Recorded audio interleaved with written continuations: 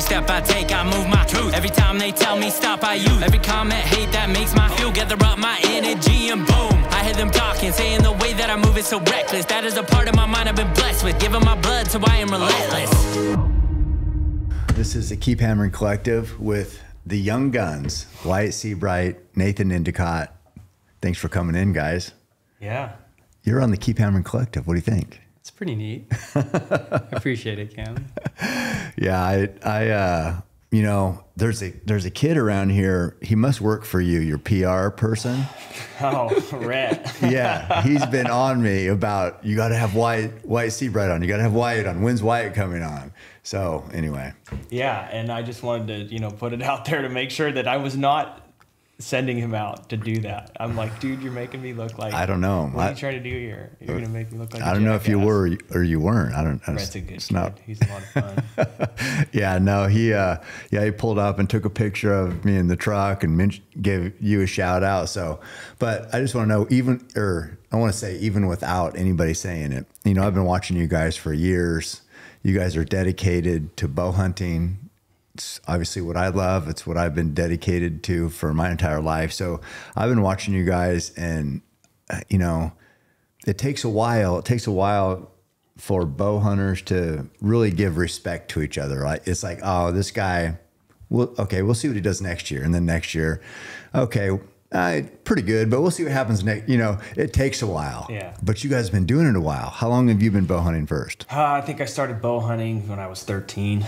I'm 28 years old now, so 15 years. Yeah, and it's kind of like all I've ever cared about, you know, as far as, you know, being passionate or becoming good at anything. That's what it's been since I could, you know, before I bow hunted. That's all I've ever, you know. I feel like that's all that I'm good at now.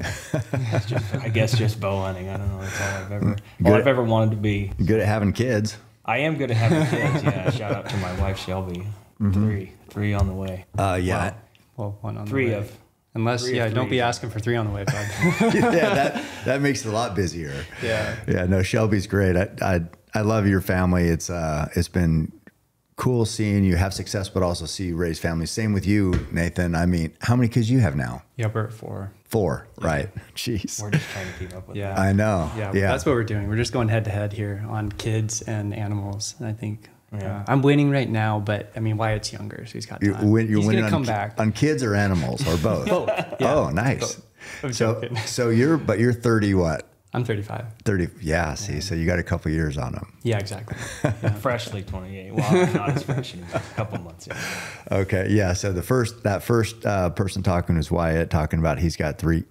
Do you have 2 and 1 on the way? I have 2. Yeah, I have a 5-year-old boy. He's Bridger. And Yeah. I have a 2, almost 3-year-old girl, Josephine. Okay. She's my wild child. Yeah. Those are And a cool names. Third one on the way. Is Bridger after Bridger from Revenant?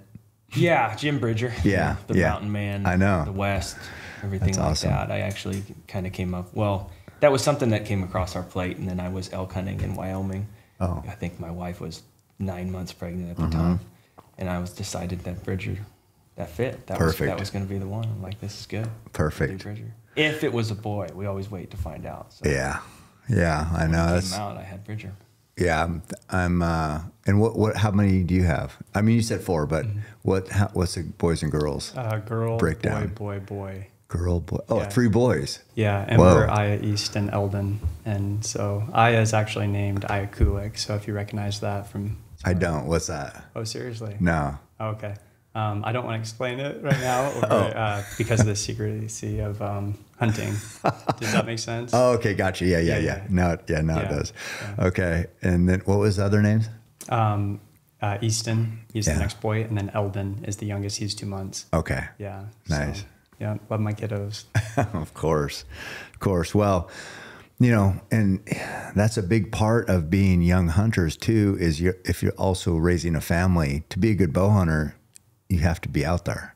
I mean, it takes time. There's no shortcuts in bow hunting. And with family obligations, kids, wives, jobs, it's a challenge, huh? I've had all of it the whole way. Yeah. So how have you navigated that? I mean, how do you balance work life, bow hunting, passion balance?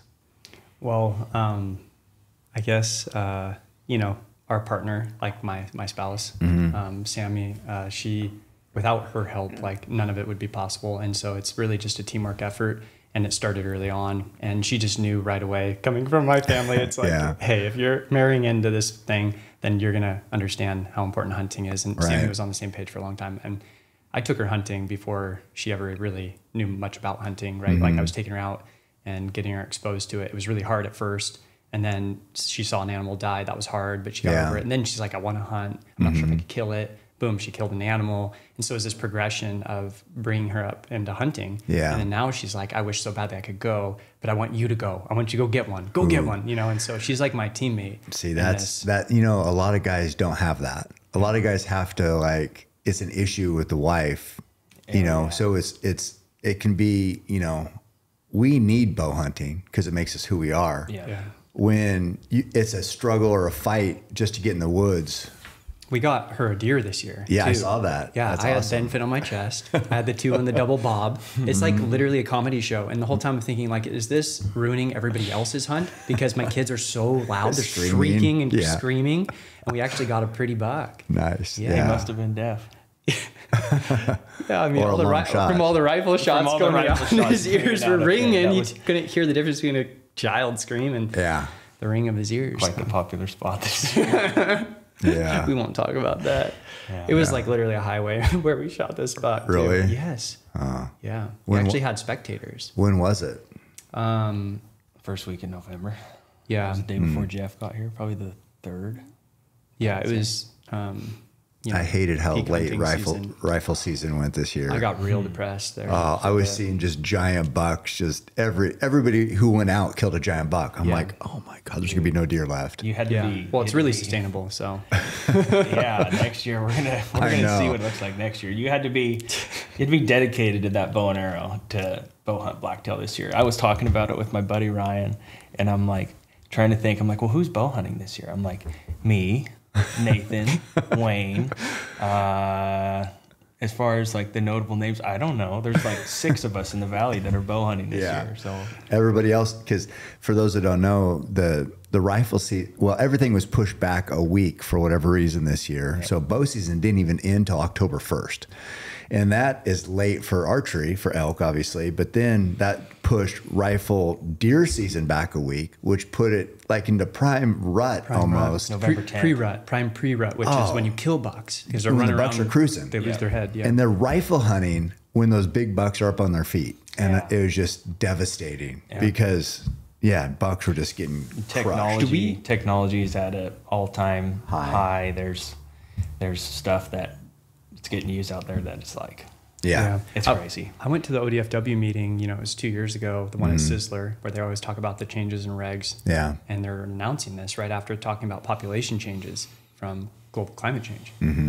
And anyway, so after they present the date change, I raised my hand. I'm like the only one in the room that's like, does anyone realize this is like prime pre-rut? Yeah. It's going to be a slaughter. Yeah. Like why? Why is this happening? And they said, it's just how the calendar falls. That was what I was told at the commission meeting. It was crickets in the room. I mean, there's a room full of people. Yeah. And we're not concerned about that and the future of it. And so then this next year's really no difference. Yeah, November 8th, I think. I mean, it's just going to rotate back 2 days. But they say, like, well, this is when the calendar falls. But that doesn't make sense. You could also just rotate it back. It could have rotated it back. You had it. Like, couldn't it just go back a week? I did say that. I'm like, why couldn't it just go back? But, I mean, they're not there to make the changes. They're there to announce the changes. Right. It was official. Yeah, so they're not getting. Yeah, they're not getting input, then making the decision. Correct. It's done. It's done. Yeah, I think this year was a rough year. I partook in some. I partook in it. I had to take people. I wasn't going to rifle hunt, but I had to take some people. I love getting out. Yeah, we all love just getting any excuse. Yes. Yeah. And so we all took people out. They all killed bucks. So it's like can't sit here and. You know, it's we can't complain too hard because we were involved also, but it was a rough one. for bow hunters to see. Yes. Yeah. You want your fellow hunter to be successful, Correct. but not that successful. We need Well, there's something to limits see. because, yeah, I mean, you just can't kill all the deer Yeah. or the breeding bucks. I think the only complaint is the breeding bucks got whacked.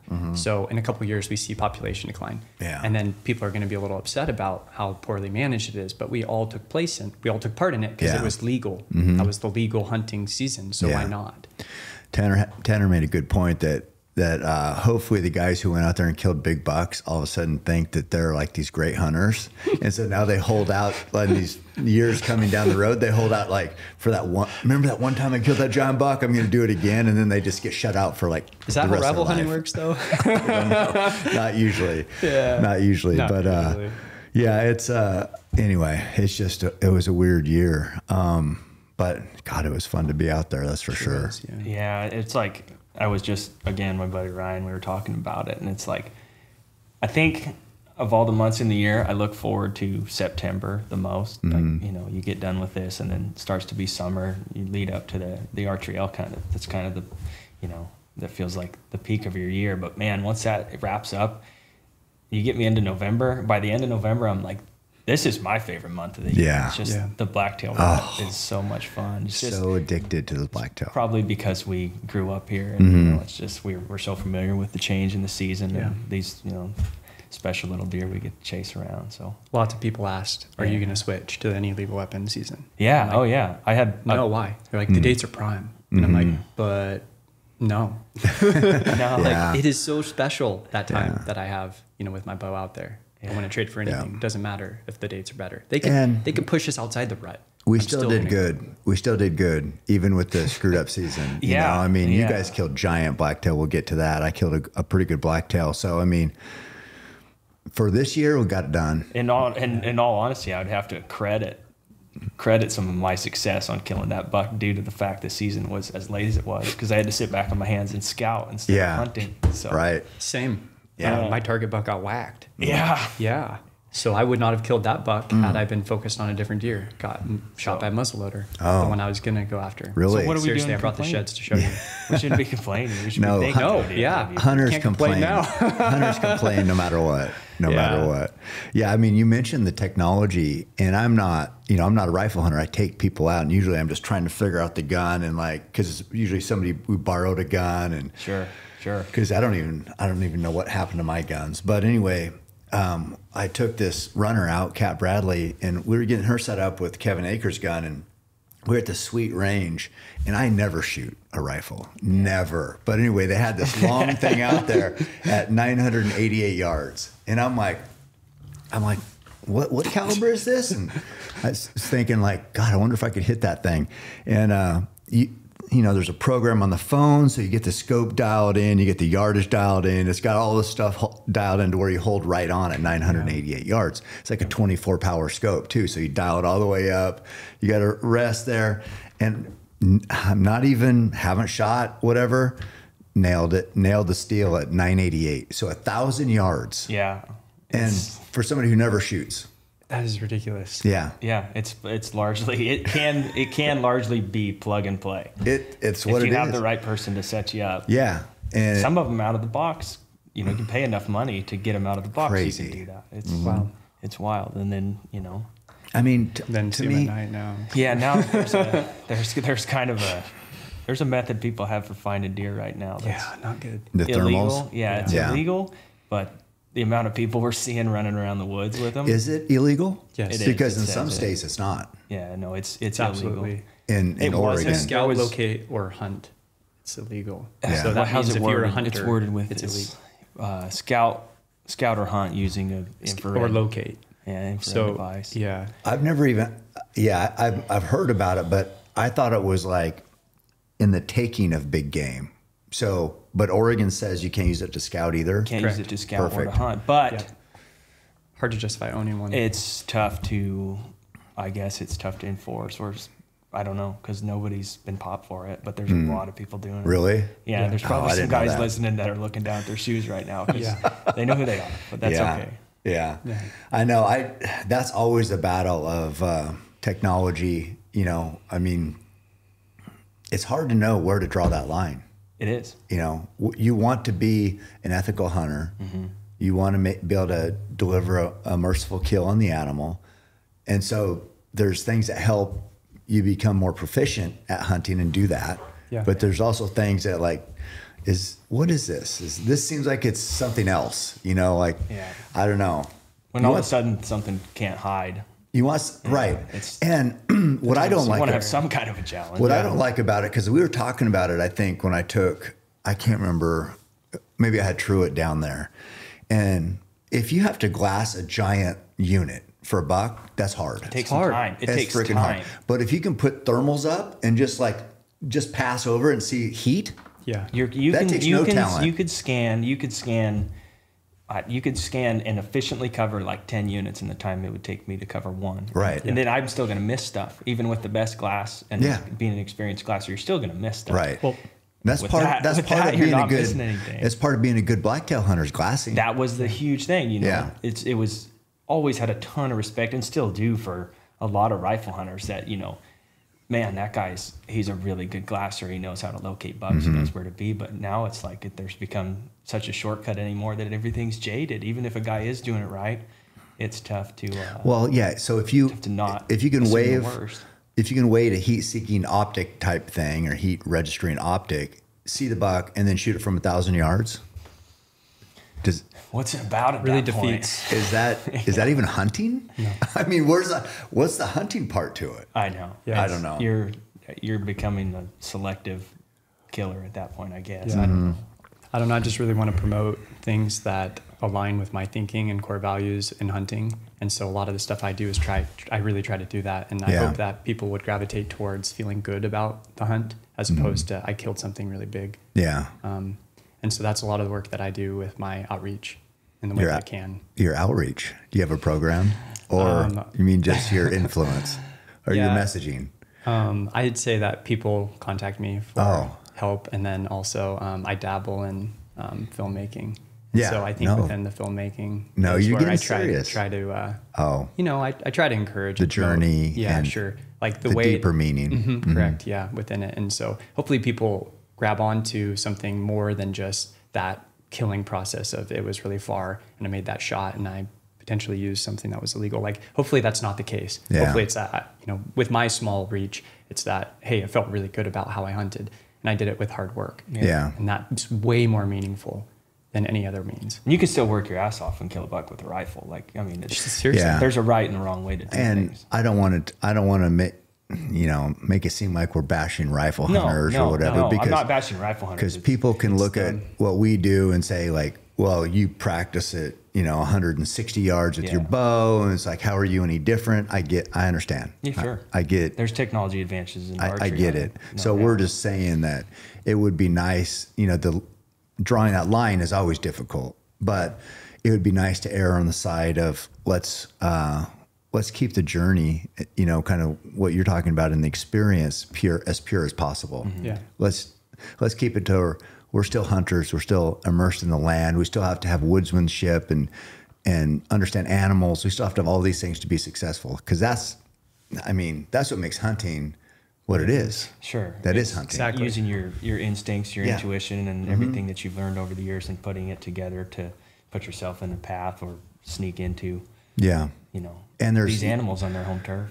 Right. They're really good at staying alive. Yeah. They are. And so it's, in bow hunting, there's going to be a certain set of rules that we try to live by and rifle hunting the same way. And there's a lot of rifle hunters who I respect. I mean, there's one guy I talk to, my boys all the time about, he's been hardcore for his whole life. And he switched to bow hunting a little bit, but mostly just rifles. His name's Kurt Brace. I know Kurt. Kurt's legit. He's killed so many big bucks. Big buck better on Instagram. He is. He's such a stud. I don't even have an Instagram, but I know. Kurt, that's an interesting stat. I think Kurt's a good dude. Yeah, he's a killer. He's a blacktail killer. Here on our home turf. I know. Back in the day, we were so, you talk being secretive of where you hunt. I totally get it because we would bike in to Weyerhaeuser up there. We'd get there at like 3:30 in the morning, want to get as far back, and he was in awesome shape. He worked for the city of Eugene, just retired not too long ago, but always just shredded.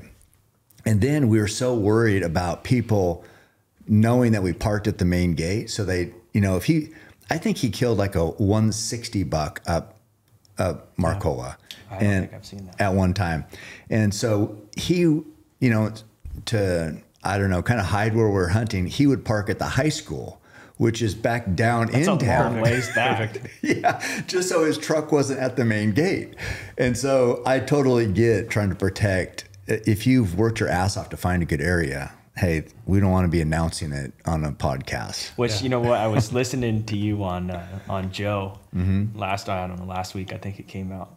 And Joe's like, and all you dummies that are worried about a bunch of crowded trailheads, it's like, I want everybody to hunt, yes, but there is some truth to the crowded trailhead thing, because at some point, you know, your experience can be tainted or even eliminated if too many people. So there is a little validity in being secretive, and it's not always to protect it just for yourself, but there's others you respect, and you know, they all work hard to find their spots, so you don't want to blow anything up for anybody, including yourself, especially. No, I mean, I hated seeing a boot track. Yep. Yeah.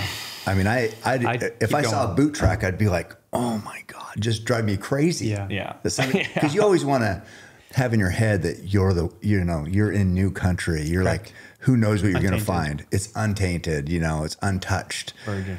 Yeah. And so I get people really got upset. Some groups of people that really got upset with Joe's comment on the, I don't find another trailhead dummy or whatever, which there's only so many of them. I get it. But there are lots, but there's only so many that are worth anything. Right. But if, you know, I was in that same position, and that's what I did. If I showed up to a trailhead that was packed, I'd be like, I'm either going to have to go further or find another one. So what he said wasn't wrong. No. That's what you do.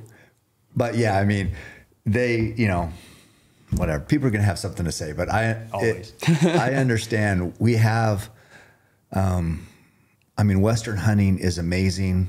I can understand that there's a big allure to it. It's a big draw. It's a big test. It's a incredible experience. So maybe there are more people wanting to like, hey, do I have what it takes? Yep. And so, pulling up to a jam-packed trailhead would suck. Yeah. Definitely does suck, because I've been there. And you get to where you have to be creative. Either you come in off a different way, you go further than everybody, you find places. What I did is, you know, if there's a horse trail to it, I'm like, I'm not hunting there. Because if you can just get on a horse and get there, there's going to be people there. Yep. Yeah. It's just like, you know, around here, if you can drive to it, there's going to be people there. Yeah. So the wilderness is a different set of rules, but if there's a horse trail there, you better find. So I would find places off horse trails where you just had to cross country, never anybody there. Nope. So it's been hard to hide my vehicle. So I've been parking in places that not really close, and then biking back. Yeah, that's a good idea. So I've been like, a few miles away, and then it's nothing on a bike to crank out a few miles. Because I have people come up and say, I saw your truck. And I'm like, I know. Play it off, because I don't know where I was that day. I know. You got to get a decoy rig. I borrowed a rig to go deer hunting this year. Yeah. I mean, I used to take my That's smart. My wife's, you know, so it's like, you know, and I used to, back in the day, people would say I was so secretive about where I'd, like Tim, my buddy from Arcola, he'd say, oh yeah, we'll just call Cam Mac, his name backwards, because he's so secretive. But I wouldn't tell anybody anything. Yeah. And I wasn't even killing. I was just finding animals, and it's so freaking hard. You're like, I don't want, one person can screw it up. So sure can. Yeah. I found that out the hard way this year. Yeah. Anyway, so real quick to jump onto that. There's a buck I've been following for 3 years. Yeah. And I have his sheds for 3 years. And I was really excited to know he was still alive, because I got him on camera. And I couldn't wait for season to open. And it was delayed a week. Yeah. And sure enough, a muzzleloader guy sends me the photo the day before. And this is a guy that we've overlapped. One time I packed a buck up through his campsite in eagle caps. I literally shot a buck 300 yards below his tent. Oh man! And so we've overlapped a lot. Yeah. And then so he sends me a photo of a dead buck, and I'm like, oh, payback. Turnabout's fair play. Congrats. Yeah. And like, I recognize it. And so I brought those sheds. I'll show you. That guy, he's just they're good hunters. He's not just a giant, but like it was a meaningful deer. So like this is one side. Yeah. That was this last year, and then this is his 21 set. Yeah. And so he's like, that Just right there is nice like long. a 125. That one right there is like a 134. And so just a clean 4x4, Yeah. pretty buck. No, he's a nice, he's gorgeous long on deer. everything. Yeah, long. And he just like super impressive deer to see on hoof and really pretty, just classic. That was the deer I was hoping for. You got a better deer. I So mean, all in all, it worked out. you got a better deer. But you can, that's the way it goes. That's Yeah. public land hunting. And nobody has to play by your own rules. And if anything, they're learning from you. When you think you're doing something, somebody's going to be doing it better. So I didn't get that buck, but Yeah. I'm really happy about the one I got. So Well, and so Wyatt talked about how long he's been bow hunting. Tell me about your bow hunting journey as started when I was, I You mean, were young. From the time I could walk, I Yeah. was probably following my dad. You know, my dad's Wayne Endicott, right, owner of the Bow Rack. So for people that didn't know that, that is the link. And my dad has always included me on hunting. There was one time where he shot a buck. I was in the car, and he had to drive us home because I was maybe 7. I was wearing like this Snoopy sweatshirt. And he comes home with a buck, and gets a photo with me that night. So, I mean, early on, but since I could kill something for myself, it was 12, and I've bow hunted ever since. Really, there was a couple years, I've done rifle a couple times for opportunity, but I'm not really like a rifle guy, but I'll do it for opportunity. Like Washington had a tag, you did for it this example. year, didn't you? Or was that last year? I did pack a rifle for a second opportunity in California on Blacktail. Okay. I almost killed a world record non-typical velvet buck with my bow. Really? Like almost as in like the arrow was in the air until it hit a tree. Really? Yeah. Like how big do you think it was? He was like in the 170s. Yeah.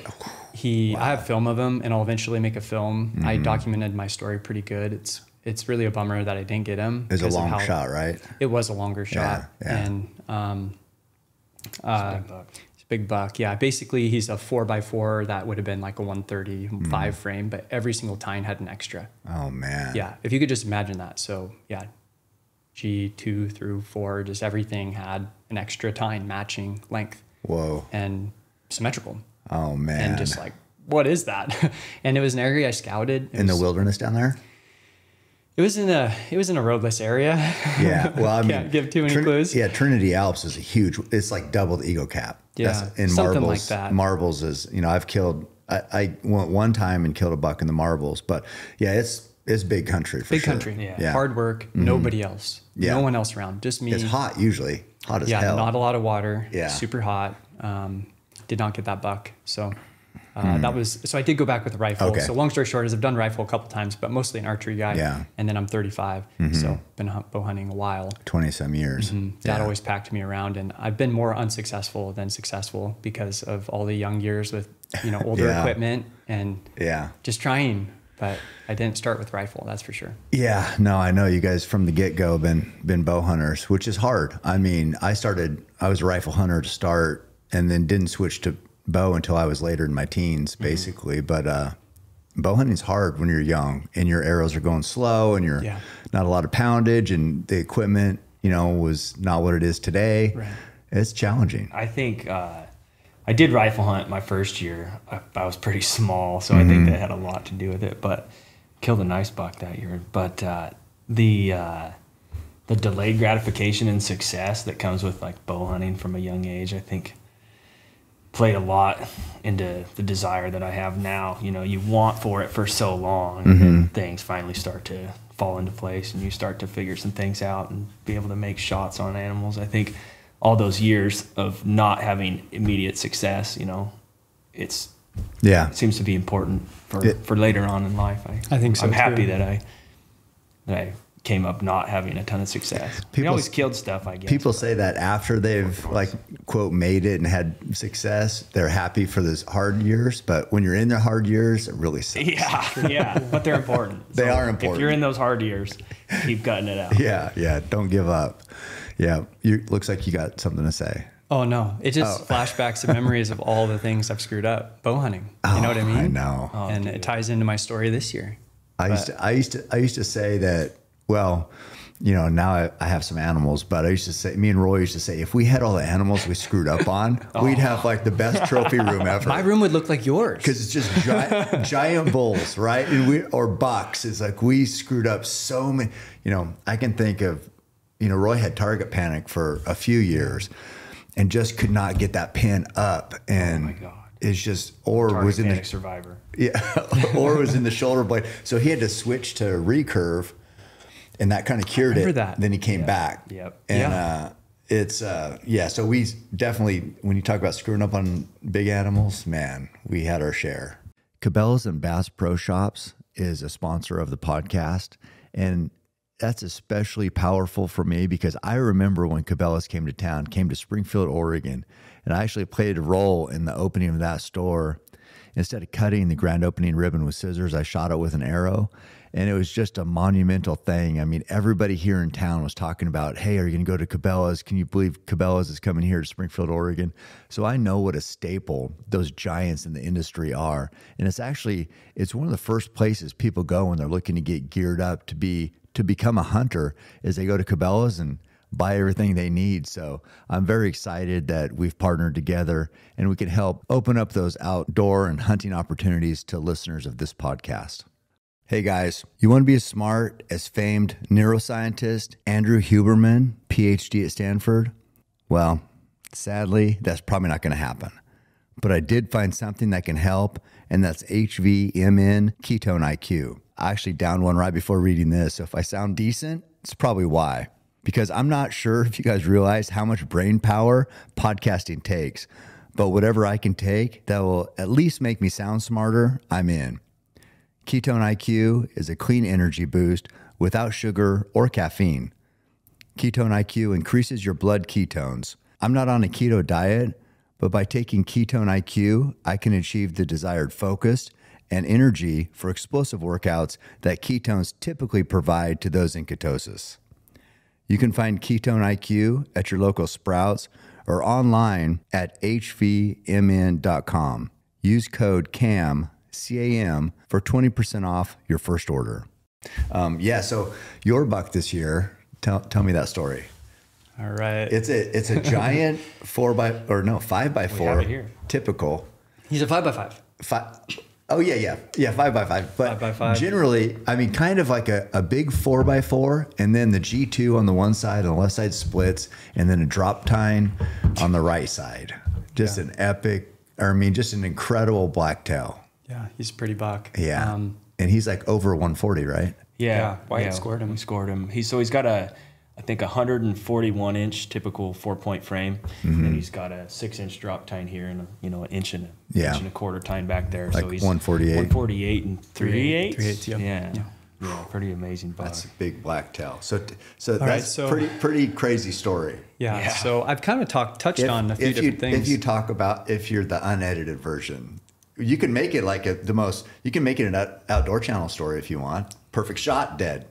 That's what happened. That's Bowhunting. But I just, had some other details in there that made it very interesting. Yeah, tell me what happened. Technically, it was a perfect shot at the end. No, I think that's ruining it. So I'm going to start from fresh here. Is that season was moved back a week. I was coming off a hard year. It seemed like everything was not going my way. I was putting in the effort. With California, Oregon, Idaho, Spring Bear. There was a lot of archery opportunities that had usually gone my way that didn't. And so it was one of those things where I'm just wondering what's going on. Like, why is everything so hard? Why is it all against me? And I'm working harder than ever before. I just come off a year too where I'd had a knee surgery and health complications with an autoimmune, and I still got it done. I killed more animals than I'd killed in some prior years. Yeah. And I was overcoming a lot of health things. And this year I was more able than I've been in a long time. And yet nothing was going my way. Do you guys think that, we'll get back to that, but it used to be so frustrating because I would work my ass off and could not kill. And I was just I would tell myself, nobody's working as hard as me. Yeah. How is everybody else killing? Because it seemed like everybody was. And I'm like, I'm working harder than them. So is it frustrating when you feel like you're just giving all you got and it's not happening? Yeah. Because most things in life, they say, well, if you work hard enough, you're going to get what you want. Correct. With bow hunting, there's no guarantees. Doesn't guarantee anything. You might work your ass off and you just work your ass off. Yeah. There's no guarantees on the desired outcome. Mm-hmm. You can try, and sometimes it doesn't go your way. So our season dates were moved back a week. I get the text the day I'm leaving of this buck that I was going to go after. And I was like packing my bags. Yeah. And I was talking to my wife about like, do I still do my game plan, what I was going to do? And she's like, yeah. And then, I mean, you need to get out there. And I was feeling pretty bummed. I was not great, right? Pretty upset. So I get in there and it just feels so refreshing to just, clear your mind. Like I'm just hiking, just breathing hard. And that's all that matters. It's just, you really feel your effort. Get in there, I camp out. And so that night I had put in a camera, and of course I screwed up on that. So I have no photos to look at on a camera that had been in since spring. And that was pretty awesome. So things are just stacking up. Yeah. And so I fall asleep that night knowing it's going to be, new slate. Like, let's just get this done. And next morning I still hunt, which means, I could talk forever on this topic, but I cover a lot of ground until I find sign or any reason to slow up. And then I hunt pretty slow until you get senses or whatever that says, no, I need to go somewhere else. So I was covering ground, I had a little buck run by me that morning, and a couple more miles goes by, take lunch break, a couple more miles go by, and then I'm sneaking through some timber. It's really dense timber, so you can only see maybe 70 yards. Look up, and the sun is gleaming on a buck, like just beautiful, tall framed 4x4, kind of like more of a pink light antler, looking at me. I get my binos up, see he's a good buck, range him 70 yards, a little too far to shoot. He's staring at me, and we just have a stare down. I don't move. Buck eventually walks off. So I'm like, hey, maybe I'll get another opportunity. I close the distance on him. I'm going through the timber. I look up, and a forked horn's running right at me. And so I freeze, get my camera out. I'm trying to get video of this forked horn, and I'm realizing that it's running from something. And that's when I see this buck. This buck's chasing him. Okay. So he's chasing him around, and they're just having this little chaotic battle of get away from my doe. Next thing I know, after about 10 minutes, this buck is pushing the doe towards me. So here they come through the timber, and I like to film, and I got one little clip of this buck moving through the timber, but the most important thing is coming home successful. When I'm away from my wife, my kids, like as much as I want to film and document the whole thing, it's way more important I'm successful. And when you see a buck with that frame, I had not actually seen the drop tine, but when you see a buck with that frame, like I could care less what the camera's doing, and I'm by myself, right? So doe goes through some trees. I'd already ranged it 40 yards, waiting for the buck. Buck's gonna step through, draw back, I'm pinned in, ready to go, and then I try to stop him, and he's just kind of doing his thing, walking, and I swing over, pin in, touch off, whap, I hit my jacket. The buck whirls right when I touched off. And so I see him take a couple bounds and right back in line with the doe. And I pull up my binos, look at his side, and he's clean. And so I was like, okay, if anything, I would have hit him back, and that would have been a bad hit back, but I don't see that. So I'm watching him, he's right in line with the doe, and they disappear into the trees again. But he's not really spooked or alarmed. So I'm like, I probably missed. Yeah. So I give him a few minutes, kind of collect myself. It happened quick, thinking through the details, what I remembered. And that's very important, by the way, because we could tell ourselves so many different stories of what happened, but you really got to collect yourself after moments like that. So I go up, I'm looking at the ground. I don't see the arrow. And then what if I hit him? So I take a few more steps looking at the ground. Sure enough, there's a little bit of blood. So I know I hit this buck. And now it's like, it's go time. Like I have to recover this deer. It's just different mindset. Yeah. Go through the timber, sneaking very slow. I see the doe. I see a forked horn, same one that had been run off. I don't see him. I'm like, did I get lucky? And then Sneak one in there? No, Yeah. I didn't. Oh. No, his head's up. Oh. And I don't see the dropper. All I see is this 5-point side on this side. Yeah, still good enough. Still didn't know he's a dropper. Yeah, he looks great that side. Yeah, it looks like an elk on that side. I know. So I knew I'd hit him, and I took a quick shot opportunity when I had it. And so I took a longer shot, like a 75-yard shot, because at that point, if you injure an animal, you want to get another arrow in him as soon as possible. Yeah. and I missed. Okay. It was a quick shot, and also I wasn't bubbled in. And so for people that know, when you're shooting on steep side slopes, if you didn't look at that bubble, your arrow is going to go somewhere else. Yeah. And it did that. So he takes off.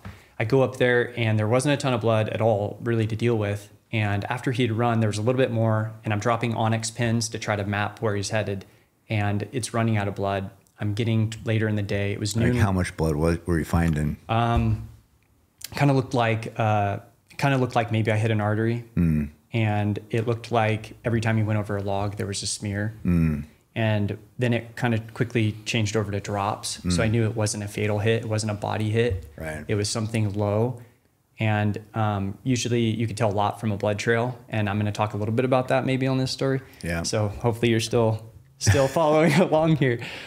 So the blood ran out, and it was about 3 p.m.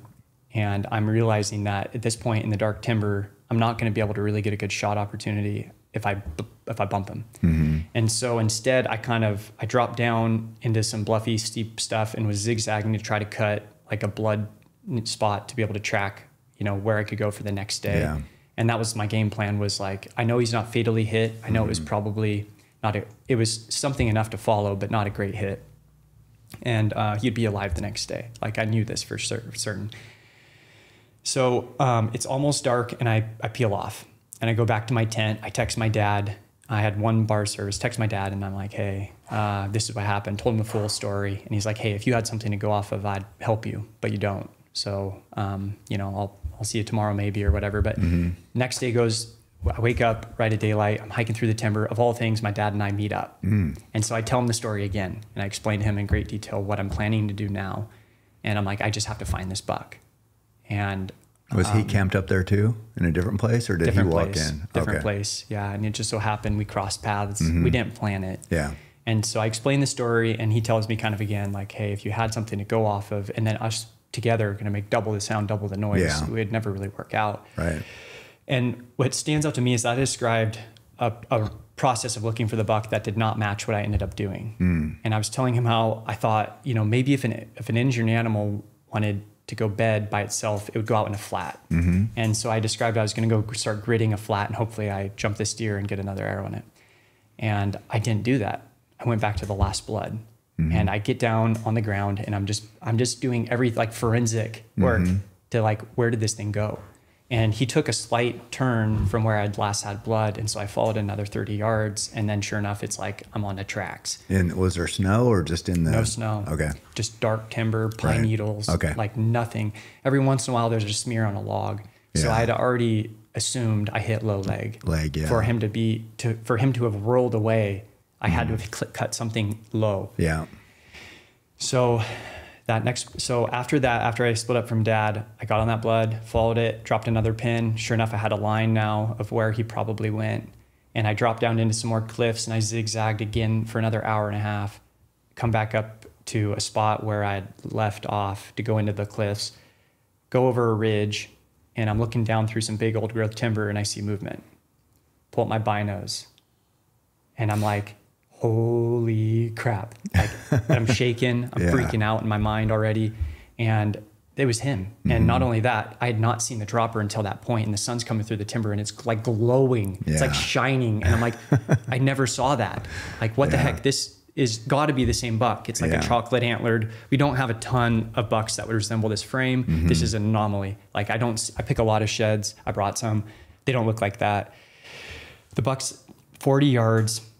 And I'm thinking, like, that was a God thing. He brought this buck right back to me. Like, how is that possible? Like, this is going to happen. I'm super confident. Buck puts his head down, and he puts his head behind a tree. I draw back. I pin in. And then I have this habit when I'm shooting downhill to keep my finger behind the trigger on the release. And then it's one of those things I don't think about. I just do it because it feels more secure. And then so I bring my finger around to touch it, and I move off target. Like off the buck. Why? That resets. Have you ever done it? It kind of goes back to, like, the target panic thing that we touched on. Yeah. You're afraid of touching that trigger. So like with instructing archery, you talk to people about this. Yeah. When you come back to full draw, Put your finger in if front. you're aiming with your finger behind the trigger, you're just wasting time. Yeah. Because time at full draw, You got to is re-aim then. time Yes. that you're fatiguing. So yeah, you bring your finger around. It's like when you do that, that just resets everything. Yeah. So yeah. yeah, like what he's saying, he's on the buck pinned in. He brings his finger around, and now he's Right. reset. So you're He's gotta off. come So back in. like normally when people aim, when they restart, they come back down from the top. I don't know if you come from the top or the bottom or side. Yeah. Okay. So yeah, once you aimed one time with your finger behind the trigger, then you come around, then you got to come back up off the animal to come down again, right? Essentially. kind of resets Well, your breathing. Yeah. I mean, Yeah. my finger was behind the trigger, but the pin was perfect. Like my brain was saying, this is when you touch off. Yeah. But it wasn't ready. That would have to. been, that would have Yeah. been if the finger's on the other side. Yeah. Yep. And so in the process of coming in front, I move off target just enough, but I was Yeah. already committed. My brain was already saying, right. you're It's time squeezing to the trigger. shoot. Yep. Yeah. So that's when I touch off and I see my arrow going towards this giant limb on an old growth tree. Oh no. And ricochet. And then all I see is arrow flying over the top of the buck's back, like cartwheeling over its back. Oh, and no. I just like fall in a heap. Yeah. And buck tears off. Yeah. Like nothing was wrong, right? And Tears so off. You probably heard the arrow hit the limb. Yes. Did you hear 2 hits? I did not. Yeah. Yep. I was convinced, absolutely convinced that I did not, You missed. that I missed. You're Yeah. probably ready to crawl in a hole. I wanted to. I mean, I was flooded with like, how many times have I screwed up on that same shot? Yeah. You know, shooting downhill on a big buck back when I didn't know how to cut yardage. Like there's an evolution of archery and learning that has taken place to get to a point where now I can do it. But I reverted to some old habit that was Yeah. deep in my brain. And I wish I did not have that old habit. And it happened. It's adrenaline. It's like when you see the drop time. There's so much. So much. That you're so close to an animal, like a once in a lifetime animal. Yeah. You want Your it brain so does. bad. Yeah. You've been dreaming of that moment. Your brain does crazy things. And I was also on that like that super intense mode that we get into where it's like I'm tracking to kill something. Yeah. Like it's like this mindset switch. So I was like hyper focused on just like this is a dead buck. And so when I fall down, I was just completely like that's over. Yeah. And I had the thought of like Quitting bow hunting. Every time. just picking up the rifle. No. I just was like, wow, like that happened so fast and I don't get that back. Yeah. I screwed up. Screwed up. I've screwed up a once in a lifetime opportunity. Yeah. This will never happen again. I've had that feeling myself. Yeah. Yeah. And so It hurts. the 2 thoughts that came to mind is one, what if I can find him again? Mm-hmm. The other thought is I probably screwed up. I'll never see him again. I could also just go look for another buck. Yeah.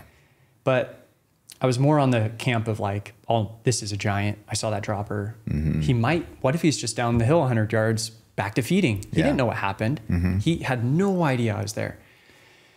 So I go with the option A. Yeah. Maybe he's right down there ready to be shot again. Mm-hmm. And so I sneak down the ridge about 20, 30 yards and I'm looking through the timber waiting, nothing. So I sneak back real quietly, look for my arrow. I don't find it. And I'm like, I kind of saw it flip over his back and I'm looking down through the trees, don't see it.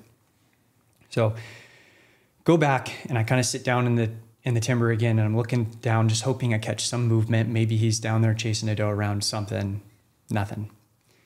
I'm seeing a game trail that zigzags down through this old growth timber, really, really steep hillside, nearly vertical. And I'm almost making it up with my eyes, but I'm like, that looks like the buck ran on that trail. Like a scuff mark or Scuff something. mark. Yeah. I'm like, I have to go down there and look at that. Go down. Absolutely. I'm like, this is the buck's tracks. I followed it maybe 2 steps and it goes off to the right, off the trail. Now it's going straight down. Like tracks splayed out type running buck. Yeah. Yep. And it's going like straight, absolutely down, like free Yeah, fall down. That's not normal. Not normal. No, usually he would have kept going the direction he was headed. Yeah. Hit a trail, stayed on it. Yep. So maybe I take 20 more steps and I look from behind a tree. My buck was laying down, unable to move, basically dead. And it didn't add up. All I knew is like I could have gone the rest of my life knowing that that buck was fine. Yeah. That I had not hit him. Right. Turns out he's laying on the ground. I'm not going to ask him what's going on. So I load another Shoot him arrow. again. I load another arrow and absolutely shoot him again. He's like down. I run back up to the top of like a little mountain peak where I wanted to text my dad to tell him what happened because I'd just seen him that morning. Yeah. I get a text and it says, I just shot a monster. From Wyatt. From here. Wyatt. Here. Yeah. And what did I do? I called you and made like no sense. He calls me. So I'm like freaking out because I shot, you know, a big buck. And I had just sent that text and he calls me within like, you know, immediately. Like, Yeah. I can't believe my text even sent. And it's also surprising that we both had service at this time. Yeah. We're, Yeah. you know, some nasty stuff. But anyways, yeah, he calls me. He's like, dude, I killed a huge buck too. He's got a drop tine. He's like, I saw the drop tine. Yeah. Before I drew back, I saw the drop tine. And I'm just like, oh, dude. I was like out of my mind a How little big? bit. Like, okay, it's got a drop tine. How big is it? He's like, I don't know. Like his frame's like 130s, and then he's got a drop tine and other points. And Had you even went up to him yet? Didn't touch it. no, he tells me that. He's like, freaking out. he was just like dead. So I walked away. And then in the closing, shortly after of our conversation, I'm like, well, make sure he's still there. Good luck. Really? Yeah, rolled a little bit. Yeah, well, that's. I mean, did you just want to share it with somebody? Because it's like so. Well, your emotions were so up and down, and then yeah, I know. Even that I called Wyatt because like we keep up, but It's usually at like the closing of a hunt, closing of a day, or at the end of it, heading home, checking in. Sure. Yeah, but also I shot a monster didn't mean a monster was dead. Like I didn't know your story. I didn't know what was going on. Yeah. I mean, you just happen to have gotten that text from me. Yeah. Yeah. I guess you just called. Pretty crazy. I don't know. Yeah. I mean, you're excited well, to share it. So I guess the premise to all this is you made a film off this. This is what I love about this story is people are going to be able to share in this experience. I mean, you can hear in your voice and in your storytelling, you're way more animated than Wyatt is, which is awesome because it makes great stories. But you make films also, the Endicott Films you mentioned on YouTube. And, you know, you've been doing it now for a couple of years, but when you sent me the link to this hunt, this film off you and Wyatt's success, you know, I was telling Wyatt earlier, but I've seen so many hunting movies. You know what I mean? Most of the time, even if they're amazing, I'm just like, okay, let's go. Yeah, and then, but with this one, might have to artificially inflate drama. yes, sometimes. But with this one, for whatever reason, because it was a different, you know, maybe I'm biased because it's blacktail. I don't think so. These are giant bucks for almost any species, but just the storytelling and the emotion and the authenticity of what's going on. You calling Wyatt in his tree stand after he had killed or shot his buck, and you wanted to give it a little bit of time, and just how it was presented, how you put it together as a film. I mean, yeah, it's not the most incredible over the shoulder kill like we want, but it's a story that you're engaged in. And I was like sitting on my phone watching the whole thing and caring about every second. There was no like, oh, you know, sometimes you can skip ahead 10 or 15 seconds. You're like, okay, I see where this is going. I wanted to watch and absorb every second of, I think it's about 10 minutes, right? Yep. And it's just, you did such a great job on putting the story together.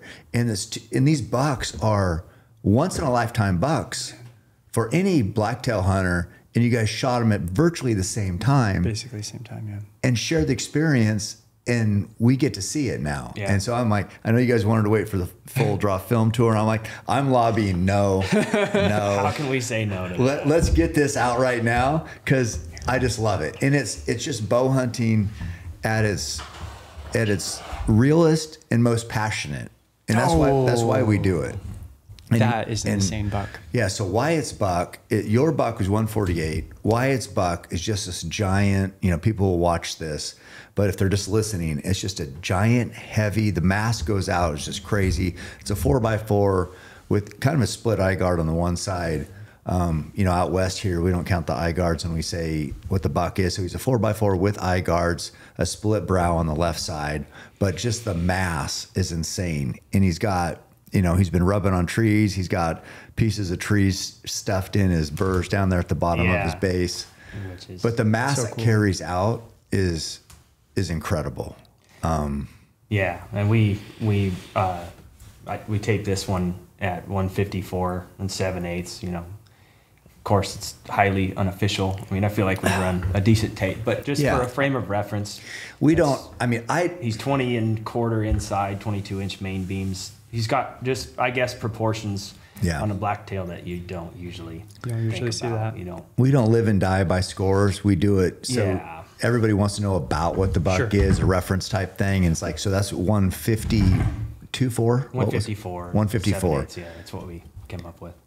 Yeah, just a giant blacktail, both giant blacktails. Yeah.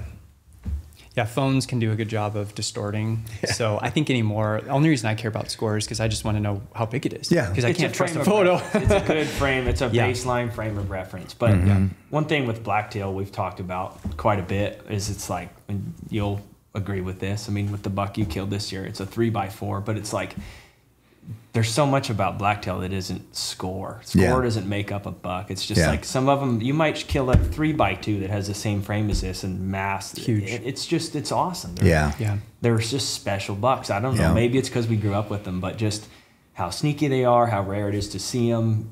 I don't know, man. There's just something about the character that each one of them has. That score is kind of thrown out the window sometimes. But it is. It's, you know, and where you guys are hunting up there, it's like wilderness bucks. We never know what's going to show up, you know, what's going to be pushed out of the wilderness because of the snow. So that just in general, like to hunt the snow line up there because how many miles is it from the highway to like the base of the South Sister? Is it 30, how far, 20, 30 miles? Yeah, there's... Or not the South Sister, but all the sisters. So it's like there's, say, 20 or 30 miles. But when that snow comes in, they get pushed down to whatever the snow line is. So if the snow line is, you know, maybe a mile up from the highway, and all those bucks from 20 or 30 miles is pushed down in that strip along the snow line, man, you don't know what's going to show up. Yeah, that's the exciting part. Yeah, and we killed both of these bucks with. I don't think you could climb high enough to find snow. It was. Tough conditions. Tough conditions. Pretty dry. Yeah. So the snow hadn't come yet. No. Okay. Normally, I mean, when I've been up there, it's always like we always want to hit that snow line. Correct. You know, killed bucks there doing that, but yeah, it's still the wilderness, and sometimes it's you know it's big country, so those deer could be, but when you find pockets of them, man, it seems like it's good hunting. Yeah. I mean, that's where your tactics. You know, you said you didn't really have a tactic, but you were. Not necessarily still hunting, because still hunting, like most people who talk about old school still hunting, is you're out there, you know, it's a step, and then you're looking. It might be a minute, then another step. Looking. That's pretty boring. That's the definition. I guess, of still hunting. Yeah. But when Boyd Iverson, do you remember Boyd Iverson? So he had, you know, Blacktail Trophy Tactics was his book back in the day. He was like the blacktail legend when I was growing up. Yeah. That's what they talk about. That's how you still hunted blacktail because the cover is so thick. But you put another twist on it. You're hunting bigger timber country, huge so you can see, and you're hunting for miles. So yeah. You can't take a step every minute when you need to cover 10 miles that day. Correct. Because there's not going to work. There's not very many deer. No, but once you get to them, like you said, when you get to a spot that had sign and you could see it, then you dial it back, slow down, and now you're hunting. Yeah. But it's that, I think that's a great tactic you have, and being in good physical condition helps that pay off to where you can be in the most rugged mountains, you know, for blacktail really there are, and be fine. Get up there, be in the game, hunting, you know, still have all the emotions every normal hunter has, but because you've just, you know, kind of honed your body to do that type of hunting, you're going to make it happen. Yeah. And then on Wyatt's story, you had, I'd like you, another thing you said, Nathan, is you didn't have really a plan. You just, you know, because you didn't have your trail cam pictures, the buck you were going after. Roy used to say sometimes, he goes, when I don't know what to do, I just get out there. That's what I was doing. I just get, you know, you can overthink all sorts of shit. Just get out there. And when you're out there, anything can happen. Yeah. You got to put yourself out there in the game. And that's what you saying that reminded me of. But so Wyatt, your story is a little different because you scouted this out. And you were in a tree stand. Yeah, and to touch on, you know, what you just said is like you have to be out there. It takes me back. There's specific footage of yours that I watch like every year when November's rolling around, and it's that, I don't know if it still is. At the time, I think it was your best buck, that big 4x5 you killed in 2013. Yeah, 54. Yeah, 54. It's like you're the pre-roll interview leading up to that morning. You're like, we sat here yesterday, we didn't even see one deer. Yeah. He's like, so how are you pumped? Yeah. Or maybe I think it's after you killed the buck, but you're like, we didn't see a deer. Yeah. He's like, we're just kind of after this one buck. Well, that buck ends up coming by, and you just pound him at 15 yards or whatever. That was real similar to just kind of how I was looking at this for, leading into this season. Always scout as much as I can, but I mean, the last 4 years of my life, I have lived on the road, working construction, out of town all the time. So it's like my time to scout's been limited. You're trying to balance the family thing, but yeah. One day this summer, I'm like just freaking out because the feeling you get when you feel like you're not putting in enough work. I'm just like, I have got to get. I told my wife Shelby, I'm like, I have got to get in the mountains somewhere. I've got to go check something out, hang a camera. I got to do something. So I just go up, and I ran up to an area I hadn't been to in a long time, and it'd probably been almost 10 years. But I'm like, I'm gonna go see what's up there. So I went up and I hiked up in there. I'm like, man, there's a fair amount of deer sign in here. So I had a camera in my pack, and I threw it out on this bluff, and months went by, and I come back one day. I was on my way home from work. I took a alternate route, came up, and I stopped in there and checked that thing. Hiked in after dark. It was Halloween. It was going home for Halloween for the kids, and I come in there and I check it. Well, I had screwed up the settings or something, like he talked about. It always seems to happen with trail cams. So I had put it on video mode, but my delay was way short, and then there ended up being way more deer in there than what I would have figured. So I had like 2 weeks worth of videos, and that was in July, and then it filled up. So that's all I had to go off of. But I'm like, man, there was some deer in here. Yeah. There's a few good bucks, and it's Halloween now, so there's a big gap between July and Halloween. But I'm like, well, if they were here in the summer, I bet you there's a couple of bucks in here that probably hang around. Maybe one of those will come through. So reset the camera, and then fast forward a couple weeks, I ran back up there. I checked the camera. I didn't hardly have hardly anything. A few does, a couple bucks, not that buck.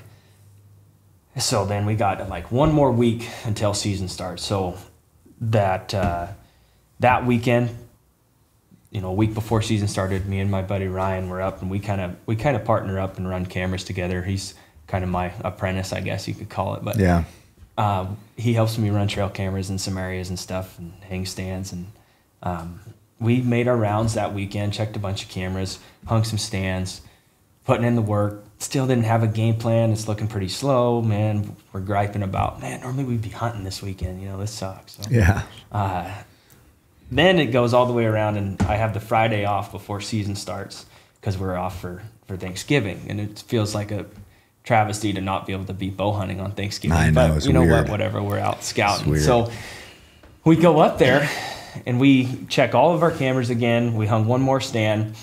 We have a game plan. There's one spot that's got a big buck in it, and I'm thinking that's where I'm going to sit.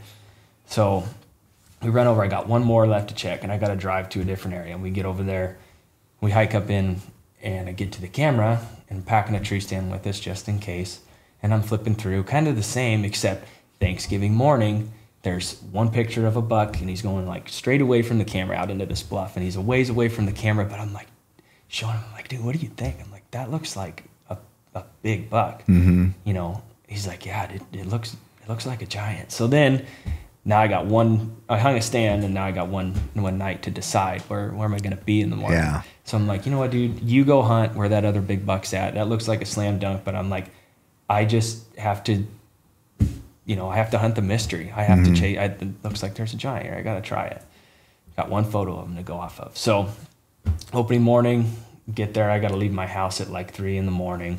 I get up there, hike in. I sat daylight to dark. I did have a buck come through, which gave me a little bit of hope. Headed back down the mountain that night, and it takes forever for him to get back to me. And he calls me. He's like, dude, that big buck came through. And he said, he's a newer bow hunter. He's killed some bucks, but he's like, that buck came through, and I missed him. And, I'm just like, gosh, part of me sour because I'm like, man, I should have picked that spot, you know. Yeah. He's 130-inch 4-point. How far a shot? 40. It was just a poke out of a stand. Yeah, out of a stand. And he's got to sit there and 100 watch yards. it for 5 minutes chasing a doe around before he gets a shot right at dark. Anyways, he missed it. So then I'm like, man, did I make a mistake, you know, just trying to hunt this mystery buck, whatever. But then I'm like, no, he needs to kill a good buck. Like, good for him. I'm glad. I'm just going to keep cutting it out. Then we're headed back up the next morning, and we're chit-chatting on the phone. It's 3 a.m, headed up the mountain. He's like, Bud, you know, if you ever talk to him, that's his signature thing. Bud, I just got a feeling. I think that buck's going to come through for you today. And I'm like, yeah, I don't know. We'll see. We'll see what happens. So I get up there, settle in, and I'm sitting there, and I'm real paranoid about getting settled in like way before daylight. So I'm in there probably an hour before it's even cracking. You're paranoid about being too late, so you'd rather be too early? I want to be early because I want to, no matter how sneaky you are, it just feels like getting into a stand. You're up stuff. there, you're just disturbing the woods. So I like to like get in there way early, give time for everything to be normal in the earth to settle back in. So I get in there and I'm sitting in my climbing stand, and I kind of just, you know, I fall asleep. I sleep for a little bit, and I wake up and it's just barely cracking light, and I'm looking around. So as it's cracking light, I decide, I'm like, I'm going to call a little bit. So I have this doe bleat can call, and I tip that over a couple times, and I grunt a couple times, and I'm sitting there just motionless, aside from making the calls. And I thought I heard something. It's so quiet. The conditions are tough. It's like I should be able to hear these deer coming. And I hear something. I'm like, So I turn, and there's a buck. I couldn't see what he was. I could just see his back end. And he's just slipping away from me. And he goes off into the viney maples under the north slope. So I'm frustrated because I'm like, if I wouldn't have been screwing around, you know, trying to call, he probably saw me because it's real steep. He comes from above me. I'm like, he must have seen me moving around. And he's just slipped off, and that's right at daylight. So I'm frustrated about that, but settle back in. I got 10 more hours of this. So I'd rattled a little bit, and then about 8:30, I picked up the horns. The sun came around. It's just starting to light the hillside up there. Knocked the horns together a little bit. I turn around and hang them back up, and I sat back down. And, you know, after you rattle, you're real attentive, and I bet 25 minutes goes by. Nothing's coming in. So it's like I'm kind of reset back to where I'm thinking nothing's coming into the rattling session. And then I hear some crunching up above me, and I'm like, I look up there, and there's a big kind of wall of, it's all old growth timber, but the trees are stacked fairly tight right there. And even though I'm 30 feet up, it's so steep, I'm looking to my left and uphill. So I'm looking up there, and I'm like, that's got to be a deer. So I stand up, and I turn my GoPro on, and I'm looking, and it's like you catch that movement. I catch a flash of brown going through the trees. I'm like, okay, yeah, it's a deer. And I see an antler flash. I'm like, okay, it's a buck. So then I'm grabbing my bow, and I get my release, and he comes around this big old growth tree. And he's 30 yards at this point, maybe less. And then, you know, I see him, you know, he comes around the tree like that right there. And I'm just like, oh, I know which one that is. And now he walks up and he stops behind this old growth. And I'm just tense. I got my releases on the string, and I'm just ready. And I can peek out, and I can see his back end behind the tree. His head's blocked, so I'm just watching him. And then as soon as he starts to move, you know, I'm trying to time my draw right. As soon as he starts to move, bam, I come back to full draw. And he's coming down the ridge, not really on a trail. Well, he hits this crossing trail, takes a hard left, and now he's going to come, you know, he's going to come right by me. And this trail's like 10 yards. He comes walking across that trail, and I got to make 100 decisions that fast, but you're trying to anticipate, okay, where's my shooting lanes? There's a shooting lane of the next one. If he walks through that one, he's got to walk 10 more yards before he's in another one. So he's walking, but man, he's quartering to me. Do I shoot him quartering to? God, he's so close. If I try to do anything, you know, or anything could happen. Was the wind coming down? The wind wasn't doing much. It was really unpredictable, just still. Yeah, because when they're that close, I'm always worried about being busted by the wind. You're swinging, you brush against something. Doesn't take much. They freeze, now you're stuck at full draw, or the wind, they blow out. So it's like, it's that close. I'm going to pound him quartering to. You know, I'm shooting a big Grim Reaper 4-blade mechanical. it's going to tear him up. So anyways, all that goes through my head that fast. I give him a burr, and he stops, and he just, everything's so quiet. He hears that, and he just locks him up. And man, I just pulled the click in my release, and my pin's just buried on him, and I felt so confident. It broke and smacked him. I heard that click on the video. Do you guys ever worry about the buck hearing that? Well, he doesn't mess with that. You got a trigger release, right? Yeah. And I remember on that, I heard that. Mm-hmm. Yeah. I think it's more audible, probably right up next to the microphone. Yeah. But I just know that I was in the tree stand this year, and if I would have my hands in my pockets, if I just put my hands deeper in my pockets, the deer would be like, they would hear my hands in my pockets. Yeah. Just sliding. Oh, yeah. So that's crazy how good they can hear. Their hearing is insane. But with that click, it's like, if they're hearing that, it's probably too late for them at that point. Yeah. And it's, who knows, they probably was like, it would take them a minute to register. They would have to look up and see you and then be like, yeah, that's probably danger. And in that amount of time, he's got an arrow through his lung. So, anyways, 9 yards. Yeah. It's tough to screw it up. I have done it before. But anyways, I hit him right there, tight to the shoulder, but quartering to, knowing that. And he, in the video, you can see he runs into the frame of the camera, and you just see this great big wide buck run out into the bluff. Yeah. And I'm watching him run away, just like, oh. And I can remember seeing about, 7/8 of my arrow hanging out the offside of him as he's running away. I think you can see it if you have high enough resolution and big enough screen. But yeah, he goes running out through that bluff, but he made it through the bluff, and at that point he's gone 100 yards. That's what I saw. Yeah, so I'm like, that's a ways. Then there's almost the regret, the second guessing of like, man, I should have let him walk through that gap and then shoot him at 15 or 20 yards, quartering away. But I'm like, no, you made that decision. He's going to be dead. Just sit here and take it in. So I sat there and I gave it, with that shot, it's fatal. Like, they're dying. I mean, I took out at minimum. Did you get your, I can't remember, did you get your binos up when he was running? I just sat there. Just watched watching him. Could you see the arrow hanging out, though? I could see it naked eye. Okay. Yeah. That makes you feel better. Oh, sure. Yeah. No, and I could see, when that shot broke, it felt perfect. Hit right where you wanted. Right behind the pin. Okay. It's just, I knew he was dead. Yeah, perfect. It's just like, well, with the nature of that shot, it can take him a little bit longer to die.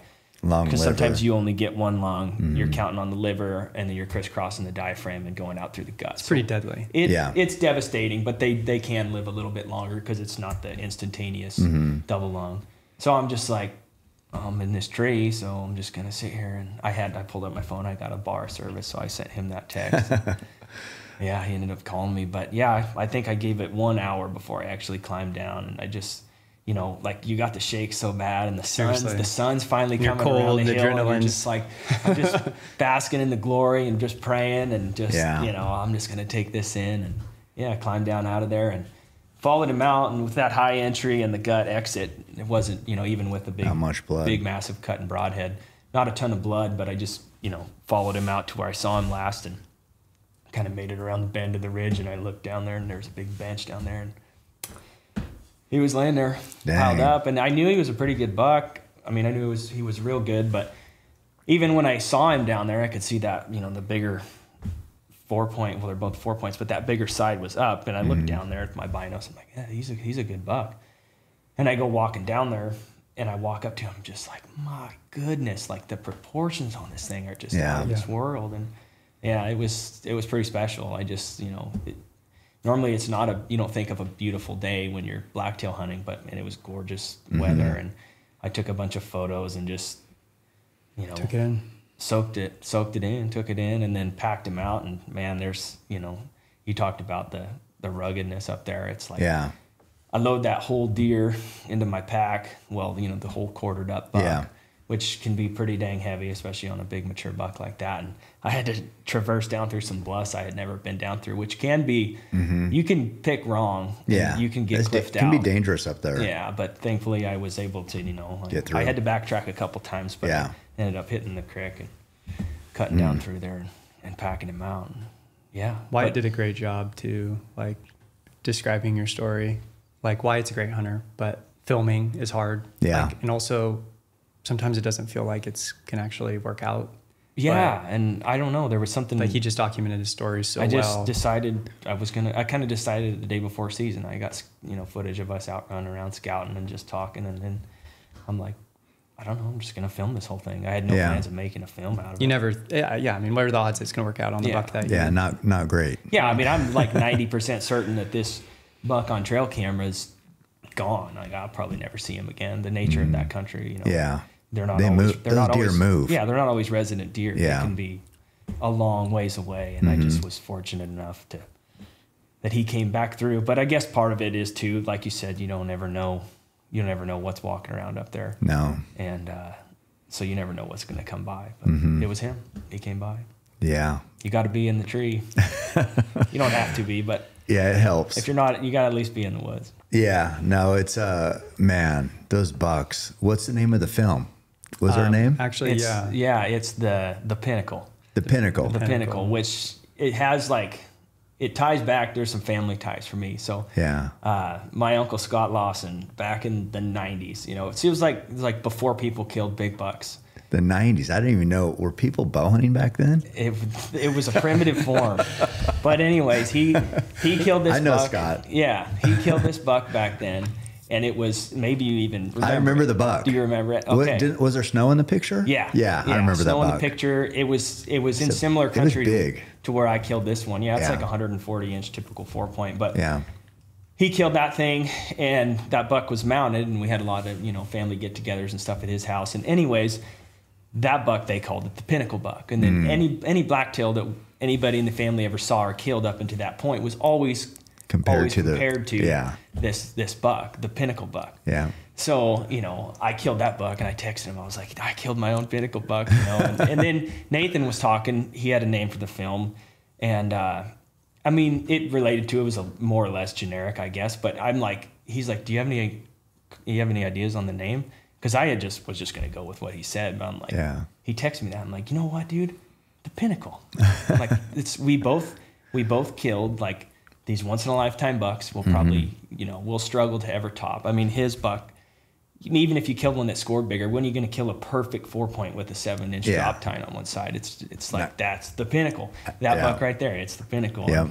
Up in this steep country. So yeah, it's the Pinnacle, and I guess it's going to be live. And I made that film for Wyatt. When this is live. My goal, I told Wyatt on a spring bear hunt, I'm like, dude, film your hunts. Like, I'll make you a film. I'd love to do it. Yeah. And so that was like a cool opportunity to make Wyatt a film. I didn't plan to be in it. And it's then, so good. And then I'm watching his footage.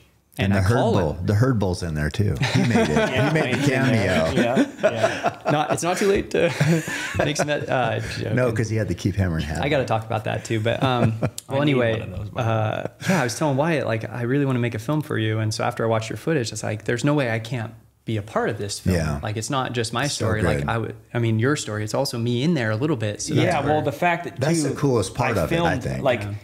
He when he called me and he's like, I shot a giant buck. Like, it was as fast as I could to get up and get my GoPro turned on, because I ended up getting Which is crazy. our live phone call. I got it recorded.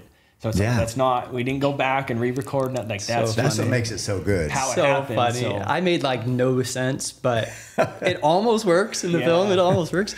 That's great. One other thing is Cameron Saxon wanted to be known that he came up with the name because he told you that on Evan's buck, and he planted that seed. He just wanted me to tell you. He wants to take credit for it. Ryan Pollard wants to take credit for it, because Ryan was like, Saxon. like, Bud, that's the Pinnacle. But Saxon and I, he did your buck.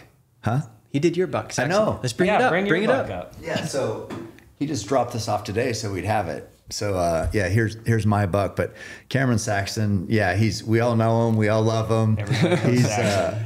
He's the funniest guy. I mean, he's hilarious. He should be a stand-up comedian. He's so good. Just the stuff he comes up with, and you're like sitting there like looking at him going, how do you come up with that? He's good. Yeah, he's great. But yeah, he got my buck cleaned up quick. He just picked it up the other day and got that boiled out for me. But no, Cameron, we love you. Yeah, he had a name for his skull business. What the heck was it? Bargain Boils. He just told me that last Bargain night. Boils. Bargain Boil Skull Creations. He doesn't want me to promote him, but we're going to promote him. Oh, hell yeah. Bargain Boils. No, he talked about, didn't he work for, who did he work for? taxidermy for a while. Oh, he's Zane. worked with Zane. yeah, Zane yeah. Smith, yeah. I mean, Zane kills it on Blacktail too. yeah, Zane. Yeah. We gotta promote Zane. That's who mounts our bucks. And Yeah, it does so man, good. he's no, we're not everything promoting he him because I called to see if he'd boil that out. And he said he's too busy. Yeah, he's not gonna mess with skulls anymore. But if you got a shoulder mount, No, I'm kidding. He's No. probably knocks it really out of the park. polite about it. No, always so he's nice. never done. He's never done anything for me, but I've heard great things Yeah. about him. Oh, yeah. What's his business called? It's Backcountry Backcountry Creations taxidermy, Yeah. but it seems to just be Zane Smith. I don't know. Yeah, yeah, he does. So we can So say herd something. bowl.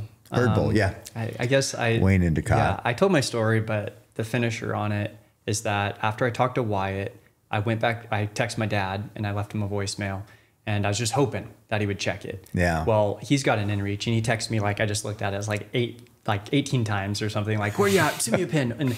But all I had said for details is you found a 5x5 or you found a 5-point shed right where I killed this buck. And then about 30 minutes later, Dad shows up. So, Nate, like down through the timber. Yeah. And I'm like, hey, I'm down here. And I like run up, greet him. And we go down there, and I've worked on a lot of bucks. I've, like you get good at it. Mm-hmm. On Kodiak, for example, you're doing 3 bucks potentially. And Right. like you get good. Mm-hmm. And while I can work fast with a knife, I didn't. I was real slow, and it was beautiful weather, like you Yeah, described, yep. which is so rare. And I have stories just going with Dad. Yeah. And he's talking the whole time about what it reminded him of and other genetics, but this is a freak deer, and just how blessed we are to be here together on this moment. And like asking him to show me, like, how would you take off the hindquarter? I know how to take off hindquarter, Yeah. but like watching Dad, and that was really neat. And I didn't want that to end. Right. And that was something that I'll always remember. And I have a few hunts with Dad that are awesome, spectacular, but nothing like that. Yeah. A deer like that. And then with him, where he taught me, he took me the first time. So it's rare. There hasn't been a hunt really where we've shared the recovery up there since I was a kid. Okay. Like 14 years old when I sent you the picture of that buck where I'm hiding the tag on the antler. You're like, Yeah. what's underneath your hand? Is that Yeah. the tag? I'm like, yeah, it is. Yeah. But that was one of the last times. Really? There's a couple times where we've shared recoveries and pack outs over Well, the years. But even that part of the film where you guys hugged on there and like one of your hats got knocked around a little bit, but it was just so genuine. Yeah. I mean, there's no bigger fan of bow hunting than your dad, yeah.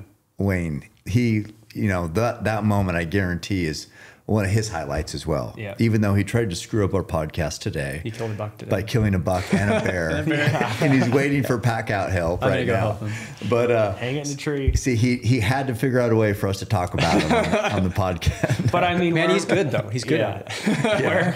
Where would we be without Wayne Endicott? Oh, yeah. It's like, I mean, We're so You've worked for him. Yep. Yeah, I'm so lucky to Refers live to me so as his close. stepson Does he? sometimes, yeah.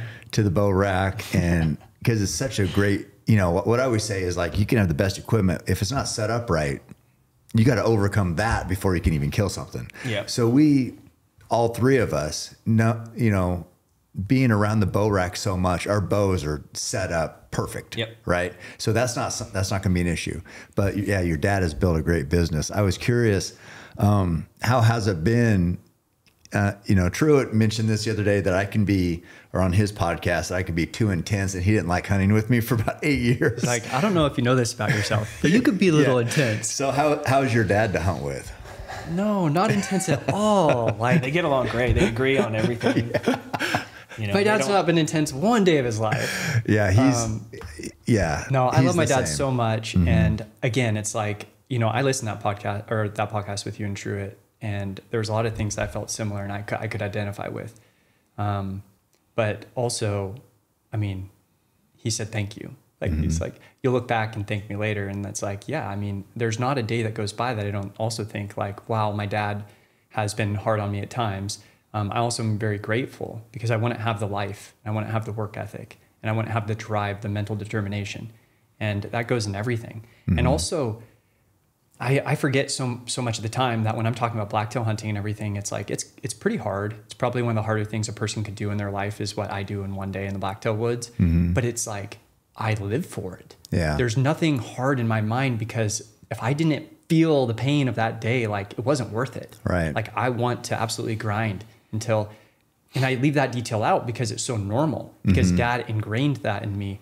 There was from the time I could, it's like learning to read. Yeah. Like you wouldn't describe reading hard if if you learned it early and you were really proficient at reading. It's like, no, it's just easy. It's like everybody does it. So anyway, it's like Dad taught me like basically hunting as early as I could remember. And so that's something I really am grateful about. But yeah, I mean, it's, you and your son have a relationship and you guys identify and grow together on certain things. And some things you don't and you're different on, but that's okay. Yeah. And we love each other and we just keep working hard at that. And yeah. Yeah, it's I could go on and on, but it's you guys will learn this when your kids get older, and I hate to be the guy who's just like, yeah, well, here's what you do. I've been there, done that. I hate that type of person, but I'll just tell you, it's when I think your dad used to say this about me, which is funny, but he'd say I was too competitive. No. Which is funny coming from Wayne, but ultra competitive. Yeah, which is true. I am too competitive.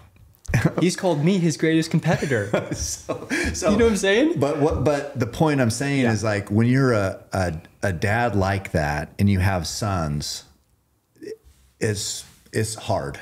You push your kids very hard because that's how you are. So it's hard to know, did I push them too much? Did I whatever? And you hope that it comes back, and you're like, because you do look back as a dad, or I know I did, and probably maybe Wayne does too, where you're like, God, I was pretty hard on that kid, and this is what we do. We love this. A kid doesn't know what he loves yet, but we're pushing them trying to be at the same level. So yeah, it's just, I think for people like me and your dad having boys, it's a challenge. It's a challenge knowing how hard is too hard. Yeah. So, and I was going to say, I brought it up with Tanner, but so when I was in the shop hanging out as a kid, that's where I met you. And I mean, unless you saw me as a younger kid, but I remember you from when I would just hang out at the bow rack and you'd come and shoot your bow and hang out. But early on, you used to come in and say, hey, Nate, you want to go run with Tanner and I? Yeah. And I mean, I could never do that until one day I did. Yeah. But it was kind of fun just to remember that when I was listening to podcasts with Truett and you guys and that competitive thing. I mean, I think it's valuable that I became a good runner, and a lot of my identity as a runner is like, I knew I was decent because I'd run against you before, I'd run against other people, and like it built confidence. Yeah. So, I mean, you have to have that. Yeah. I was used to taking people over there at Pisgah and them like getting crushed. And then I took you over and I was just like, whoa, this kid can run. So, I mean, it was evident the first time. It's like, you turned into obviously a great runner. I mean, ran at Portland State. Were you All-American at Portland State? Did you ever get there? I cracked the top 10 at our conference. In our conference, the biggest guy, Weber State and NAU were both teams that would go to the national championships and run against Oregon. And Oregon was one of the best in the nation at distance running. So like, no, I've never really been like exceptional at the national level, but I would run against some of the best. And, conference. And be in the mix. Yeah, I mean, but point is, great, college runner. But before all that, we went to Pisgah and, it was evident. It's like, oh, okay, this kid's got something. But I remember, you guys have just been around forever. Been bow hunting forever. Yeah. And it's, for me, now I don't even feel that old, but now I look back, I'm like, been bow hunting as long as you guys have been alive, essentially. Yeah. And it's crazy to see, like I said, it doesn't feel like I'm the old guy, but I'm definitely the old guy. But it's awesome to see you guys, as I said, I keep track. I'm always impressed with the animals you guys are killing. And just because I don't know, but how many bulls have you guys killed? I know we're talking about bucks, but just how many bulls? I started killing them in 2013. I think it took me till I was 18 when I killed my first one, I guess. 17. I've killed 11 since then. 11? Yeah. I'm probably right around there. Yeah. 11. That's a lot of bulls. Yeah. I mean, all public land. Yeah. I killed 2 in Wyoming. Did you? But yeah. And the rest in Oregon? Yeah. The rest have been in Oregon. Yeah. I mean, so killing a bull with a bow is an accomplishment. Yeah. And that is all archery. Yeah. Of course. That's all we do. Sure. Well, no, it's not all we do. You guys have talked about rifle hunting, but Yeah, so killing 11 bulls with a bow and being young, fairly young, you've been bow hunting a long time, but still young men, that's impressive. You guys are, hard hunters, doing it right, dedicated to the sport, not taking shortcuts. It's just a passion it reminds me of me, drives you guys probably every day. It's like, what else do we think about? Oh, dude, listening to you and Kevin Akers talking about it, how, and just you talk about yourself younger. I see, so many similarities in, how I look at life. And it's just like you and Kevin were talking about how, like, that week before archery elk season opens up, that week at work, you're just like, worthless. You're like, well, what am I doing here? Like, you just, all you can think about is going and chasing bulls. And man, that's kind of me. I get into that rut. And I guess that feels like it's held me back from some things in life, career wise, I guess. I've made a success of myself, I guess, but just my life's passion is just bow hunting. It's just, hunting elk, doing everything, but man, yeah, no, I understand. Yeah, because you make decisions in life, and you're like, I know for me, I was putting hunting almost above everything. Mm-hmm. And then you talk about your professional career, your work career. For me, for years, I'm like, I don't even care what I do. Yep. I don't even care what my job is. Yeah. I just know I'm going to hunt as much as possible. And that's not the greatest for setting yourself up for the future. No. And then pretty soon you have kids, or you get older, and you're just like, oh my God, I got to. But you want to hunt so bad that it's not an option. So you've got to go chase down a good job. Yeah. So you can, provide an income for your family and yourself, mm-hmm. and, make a living so that you can hunt. It helps you, it motivates you in some ways, but probably distracts you in others. It's a weird thing to be obsessed with something. Yeah. And I think that's, the word's kind of a cliche, but truly obsessed with bow hunting and just being out in the mountains. And it's just like anytime you're not there, you feel like you're missing something. Mm-hmm. That's how I feel. Yeah. It's like, I'm just, this all seems like, I don't want to say a waste of time because I'm around people I love and care about. I'm doing things that are important, but it just feels like I'm missing what I'm supposed to be doing. Yeah. I don't know. Is that how you guys feel about it? Yeah. I mean, I don't know, being out there and hunting and killing stuff. It's real. It's life and death. It's real. Yeah. That just feels like what my entire, personality and is like based around. I don't know. I don't know how to not do it. How to take my foot off the gas and not be 100% intense about it. It's hard. What's you got to get up there to help your dad. So I don't want to get too crazy long here, but what he'll be all right. So we're talking about your film is what I'm trying to get you guys to put out. Been having upload issues with my hard drive in there. We're supposed to have Bo Nichols' podcast out today. So I think once we get that fixed, I'm going to have both your guys' out this week. And that'll be kind of cool for everybody. But so with the films and just your journey of just wanting to be the best bow hunters and the most adventures you can, what's the goal? Like, what's the long-term goal? If you could, your dreams would come true, what would that look like? Do you want me to go first? Sure. If you got it in your head, go. All right. Well, I touched on it earlier, but with the film work too, like my outreach, that's really how I view it. Mm-hmm. And the most recent films I made, there's 2 of them. They're really short, and it's titled like More Than a Hunt for like a series. And so what I really want to do long term is continue to hunt with people in a very authentic way. If I make a film, I do. If I didn't get it, I don't. Mm-hmm. And show that hunting is more than just that. I mean, yes, it's the process of killing an animal and packing it out, but there's so much more. And it's that shared experience. You have such a tight bond with the people you hunt with. Yeah. And also displaying that in the film. So displaying their character. And I hunted with this guy, Joe Stark, this year, and he's just an outstanding guy. Served in the military. He's a blacksmith, a bladesmith. And like, there's so many great qualities about this guy. And he took 4570? Is that the 4570 lever action? Yeah, and it's limited to about 100 yards, 120 yards max. And he made a shot on a buck in the high country with that. And he's kind of talking about it, and we shared this experience in this hunt, and I tried to capture it, but I really want people to see how rich it is to be out there and share that? And Yeah. can I capture it?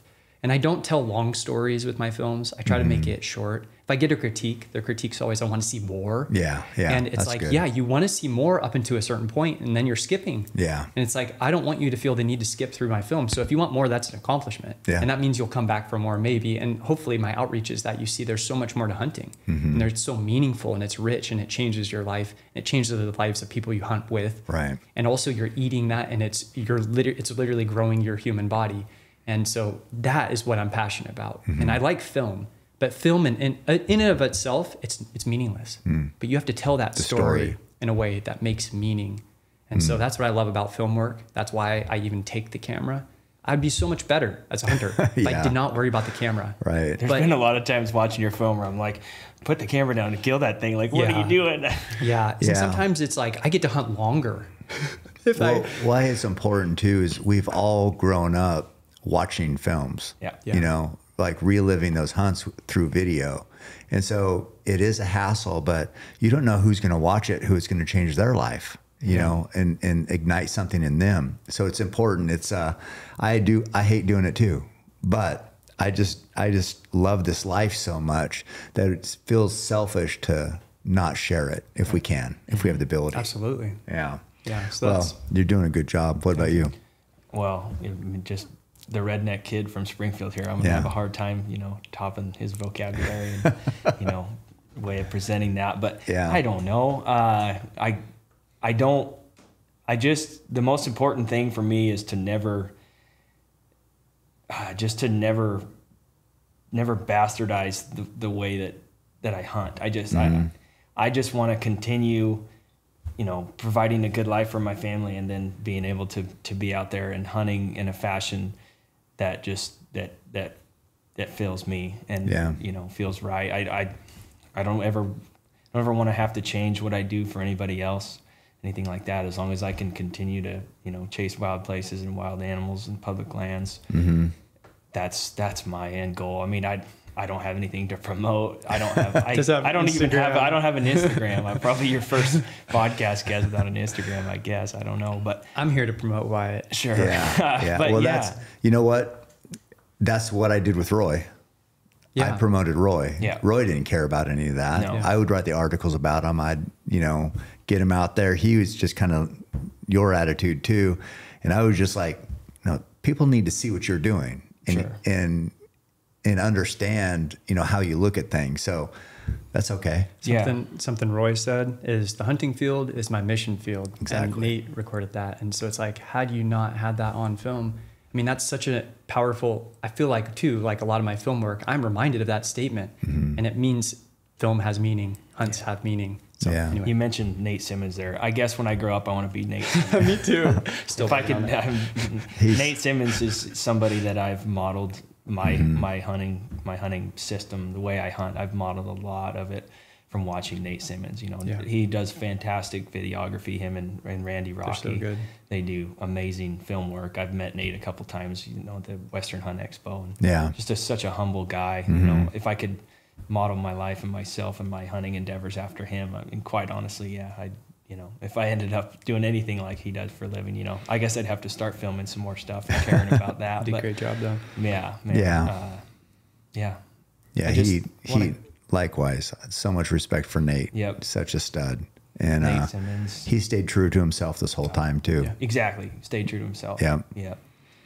It's I mean, Nate, I don't know if you guys listened to the podcast. He did one where he was talking about, like, he charts, I think he holds his bow back for a certain amount of time, like getting ready for season. Yeah. And like he'll hold it back just to build those muscles up, write down how long you could hold, and just keeps doing like this whole process. And it's just every night out in his garage, just dedicated to just holding the bow back. And then he would shoot, just do the blind bale shooting, just this whole big thing. But it's all bow hunting. Yep. It's all just married to the tradition of bow hunting. Yep. And that's what's driven him forever. Yeah. You know, his first bull, I think he killed with his bow when he was 13. And he was ahead of me for a long time. I mean, he's killed so many bulls. So many big bulls. Some years he killed three. Yeah. On public land. I know he killed giants. Idaho, Wyoming. Giants. He killed like two, and you could buy that if they weren't sold out. the non-resident in Idaho. So he'd killed 2 bulls in Idaho and then one in Oregon. And just, you know, I mean, people probably know the story, but he, you know, his first time ever filming was finding me 12 miles back in the Eagle Cap Wilderness. Had to walk all night, never even been there. And I just told him these weird directions on how to get through the saddle, here, this, and that, then walk across there at first light and you can film me. And I was just like, there's no way this kid's going to be here. He was like 20 some years old at this time. And sure as shit, I was sitting over there looking at first light opening day. And it's like, he freaking made it. Yeah. He made it. And then we filmed, you know, didn't get the bull killed on film. We got the buck killed. Yeah, it was like a long shot, like as the deer's leaving. You're like, how did he get that arrow in there? Oh, I was going to say this. Yeah, so somehow perfect quartering away, went right here, buck straight down the hill, died. But I was going to say this too, Nate. So you talked about, you know, maybe people could say, well, you got lucky on that buck, you know, getting so many opportunities. Then even the shot seemed like you screwed up. And it reminded me. I drilled it perfectly. I think I left out that detail. Yeah, we did. It drilled the buck. Right. You said he was pretty much dead. On the ricochet. Yeah. On the ricochet, it drilled him perfect. The wedge of the shoulder blade, like where that comes down, it misses the shoulder blade and drills the buck perfectly. And it had come in at such an angle. Yeah. I think what happened is it just hit that. Popped out. Arrow hits at an flips angle over his back. The arrow flips. You know, you could say that's lucky, but how many people can, you know, ricochet an arrow? You called that. You called that. Well, of course you have to call it like a 3-point shot. It's like 3-point shot, but like I said, ricochet off the tree and then hit the buck perfectly and die right below me after I thought. Well, what it reminded me of too is because there's times where you do everything right and you don't get it for whatever reason. Something crazy happens, and you're just like, "That was my kill. That was it." And bow hunting justice didn't go your way. Then there's sometimes like on that my Steens buck, my first good deer. I shot, you know, binoculars hanging down on the string, ripped my binoculars off, arrow went who knows where. I get another opportunity and hit him good. But it's just like, should I have got another chance? Probably not. I had him at 20 yards straight below me and screwed it up. But sometimes when it should have worked and it doesn't, sometimes maybe it shouldn't have worked out and it does, it all evens out in the wash. Right? Yeah. So. And I mean, again, it's like, I know that there's a lot of components of luck in that story and how I told it, but I think more consciously is that as a hunter, you also have to be a good tracker. And I think we overlook this all the time. And I hear countless stories from guys that, hey, I think I hit something, I'm not really sure. And they don't know what to do. Right. It's like they've never been in the situation of really being a good tracker. So I could say that while that was kind of somewhat of a, you know, a mishap, I didn't give up.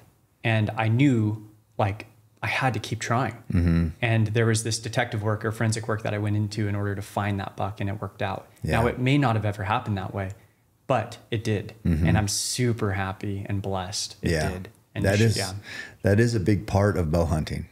Not every animal is going to go 50 yards and pile up in sight. You know, I mean, sometimes it's any hunting is imperfect. Any killing's imperfect. Rifle hunts, sometimes you got to blood trail them there also. But with bow hunting, that's a big part of it. It's, you know, we kill by hemorrhage. We don't kill by devastation. So with hemorrhage, they're going to go a certain distance. You're going to have to figure out how to recover them, how to find them after that. So it is a huge part of bow hunting is woodsmanship, blood trailing. You get better at autopsies pretty much. So you're trying to perform an autopsy without the animal there, just by the blood and the arrow and the hair you're finding. And what you can remember. And like you mentioned this also is people they turn the shot into what they wanted, not what happened. And your mind is so powerful. You're like, rewrite the story. I hit it perfect. And then it turns out, no, you didn't. I mean, I've been on a lot. Let's watch the film. Yeah. And that's where I'm super thankful on film too, because, I mean, that bull right there, that giant bull from San Carlos, that one, amazing bull. I shot that and Kip said, "Oh, no penetration, hanging out of the shoulder." And I was just like, no, that thing, I smoked it. I hit it perfect. He's like, no, dangling on the shoulder, no penetration. And I'm like, give me the phone. So he recorded on the phone. And then I went frame by frame by frame. And when he ran off, the arrow was hanging out, but it disappeared and backed out. But you create these things in your head and it's hard to know. So film definitely helps retell the story. But most people don't have film. So you have to be good at not only, and we kind of lose ourselves a lot of times. And the emotion. In Africa, they're really good at remembering right where the animal was and knowing right where the arrow is going to go. They're so good at being dialed in. I've learned a lot from just trying to absorb that moment, because sometimes you shoot and then you get over there and you're just like, God, where was I? Where was this animal? Yeah. And it is really hard because you don't take that good mental image of exactly where the animal was, because it happens so fast. One way or another, you need to figure out a way to stay present, like throughout the animal coming in, making your shot, whether it's, I have a little mantra that I just kind of repeat to myself, especially through my shot process, that keeps me, present within that moment. And I think that that's really important to being a good bow hunter, because for one, it's going to help you make better shots. And then it's going to help you see where that arrow hit. I mean, what's your process? So when I if I have an animal that's in range or getting close to being in range, I'm just talking to myself the whole time, like, do it right, pick a spot, do it right, pick a spot, do it right, pick a spot. And that's what I try to remind myself of, that, just to keep myself from getting whacked out and getting excited and going outside of my body. So, and then that's what I say. If I'm shooting a target, I do the same thing as I am starting to draw my bow. It's do it right, pick a spot. And then I'll come to full draw, and I talk myself through. I said anchor, click, and then like that click and my hinge release is my final, that solidifies everything's there. And then from that, I just say level and, pull, boom, and it goes off. Might have copied it from Joel Turner. But I think that's so important to stay present. Yeah. You just have to figure out a way to do it. There was I called the bull in for a kid this year, a guy, he's older than me. He was my camp neighbor. We got to become pretty good friends, actually. And I had to go back over there to pick up my camp trailer the last weekend of season. And he's like, he was striking out. He had hunted hard all season long. And he's like, dude, will you go with me tomorrow? I'm like, yeah, let's go. I'm going to do it. So we went out there, got this bull to answer. And I'm like, I spotted him. I'm like, dude, he's on a ridge right there. I actually got him to answer from the truck, which I don't promote viewing from your truck. We had struck out in the first spot. And I'm like, you waited 10 minutes. Yeah, I'm like, after you turn off the ignition. Yeah. Okay. Yeah, out the window. 10 minutes is the so rule. I'm like, well, we stopped. I'm like, okay, I got another spot I want to go to after the first one was dry. But on the way, I'm like, we got to stop here. So we stopped and let it, anyways, get this bull to answer. I glass over on the ridge and I'm like, he's right there. He's on the ridge. He's by himself. I'm like, he's headed our way. We're standing at the truck. I'm like, forget your pack, get your bow. We're going. I know where he's at. So anyways, we charge in there. And this will relate back to, staying present.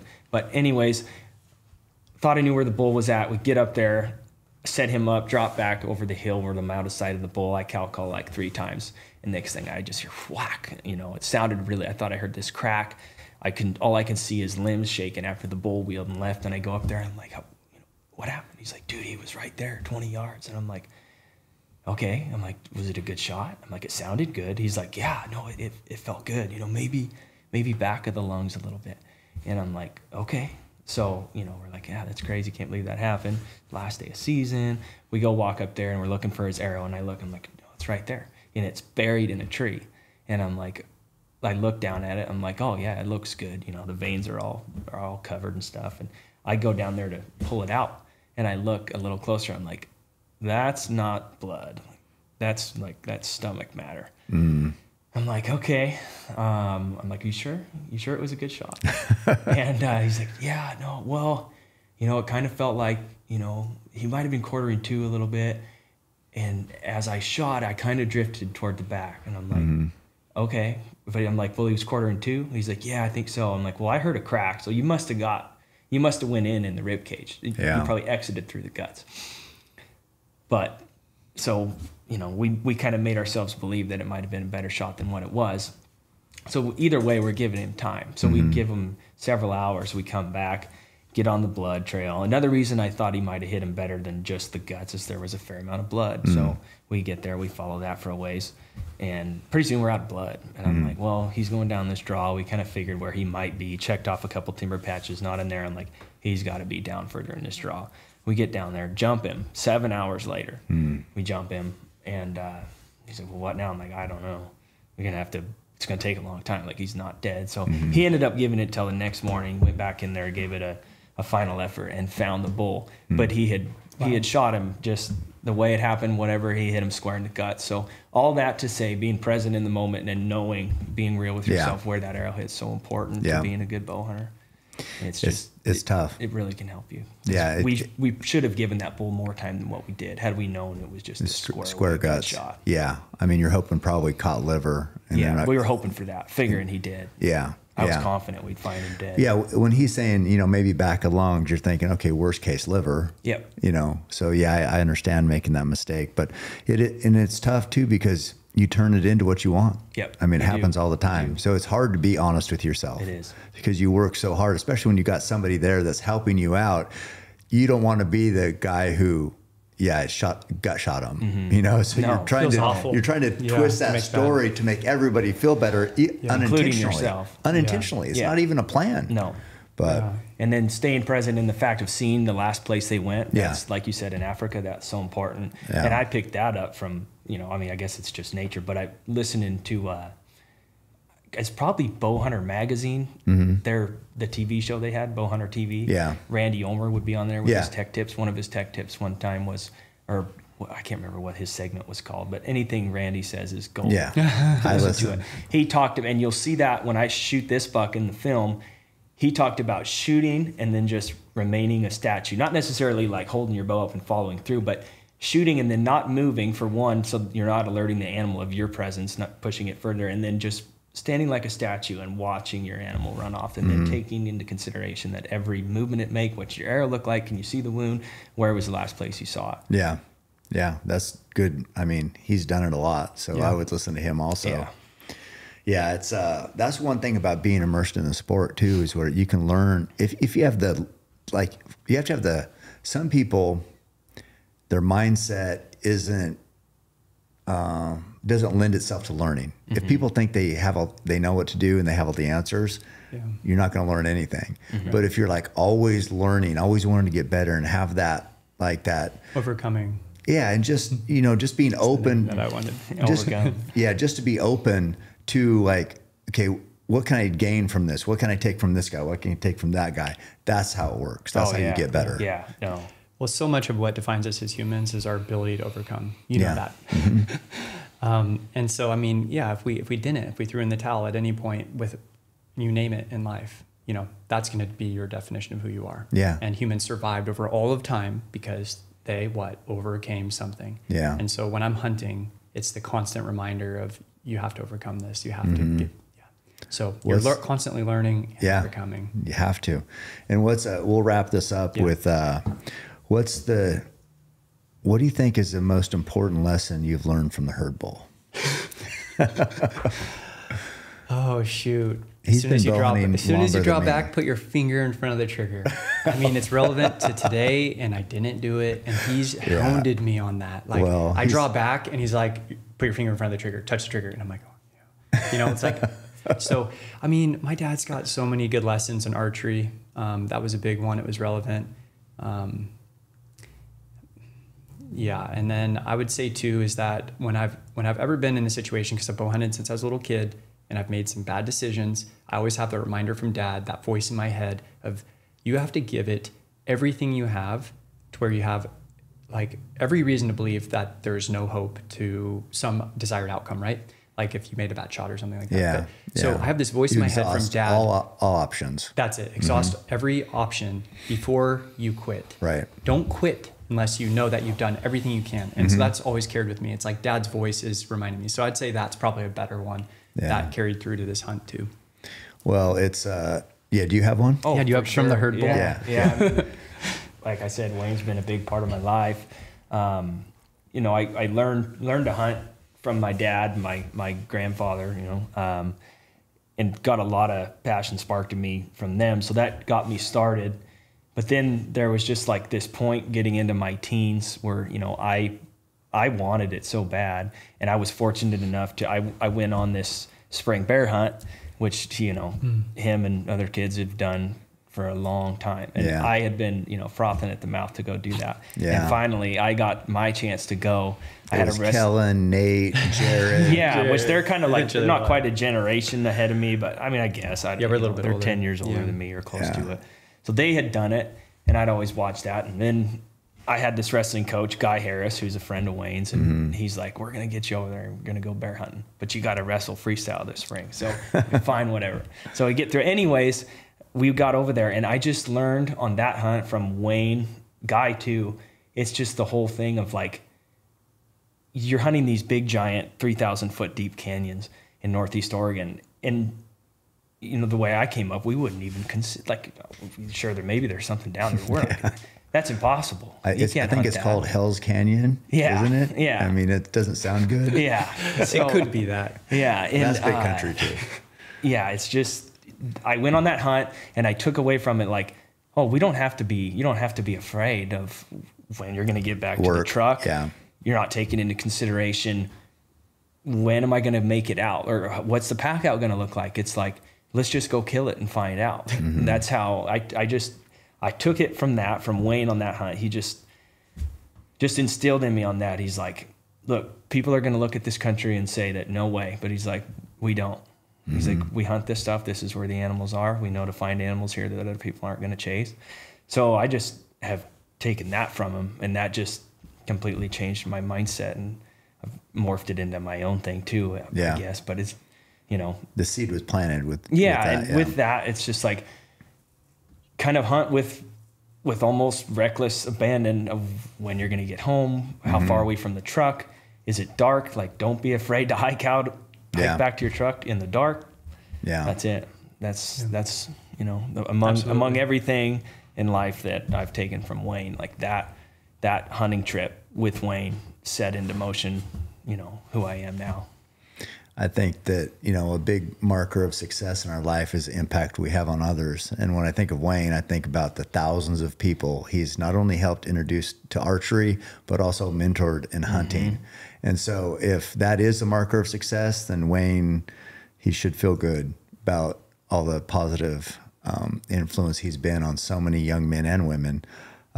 We're very lucky. You're lucky to have him as a dad. I know it probably wasn't easy at times, but you know, we're lucky to have the bow rack here and have this great bow hunting community. The community we came up in is, I mean, unrivaled. Unbelievable. And you guys are the next generation coming up and doing it. You know, you're making the old guys proud. So thank you. I appreciate you saying that. And you are always so generous. Like, last thing I want to say is that while you are so busy and doing your thing, you still respond to me, and you still are nice, and you always say, I'm proud of you, and different things like that. Like, wow. Thank you. And I've felt the same from you, and it's always been cool to, you know, it's been, I guess, later in life for me, but it seems like we always talk a lot. Yeah. During late season, we're always like, oh yeah, this buck's on camera, you know, I haven't seen a deer yet. Yeah. And it's pretty cool. I can't believe that, you know, I'm here. I feel so blessed and thankful to be on your podcast, and I'm thankful for everything that you've gone through in life to bring you to this point, because it just feels like every decision I've ever made in life, I guess, has led me here. And here we are, and we're able to tell our story. Just a bow hunter from Springfield, Oregon, just a blue collar guy. That's right. So it feels pretty cool, and I just want to thank you for allowing us on here to tell our story. Yeah. Well, you know, as Nate said, I am proud of both of you.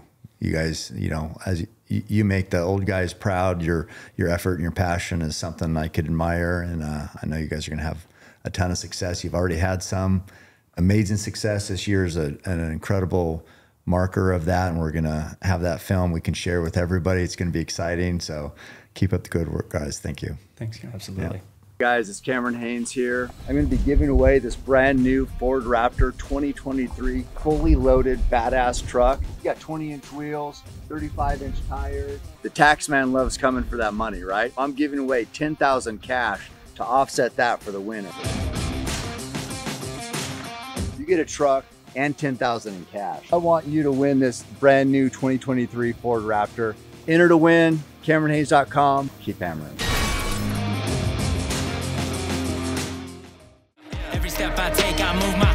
time they tell me stop, I use every comment, hate that makes my fuel. Gather up my energy and boom, I hear them talking, saying the way that I move is so reckless. That is a part of my mind I've been blessed with, giving my blood so I am relentless. My fault, they want someone to blame. They sent their hate, it fuels my pace. I am Roy Tough, I am the change, the fuel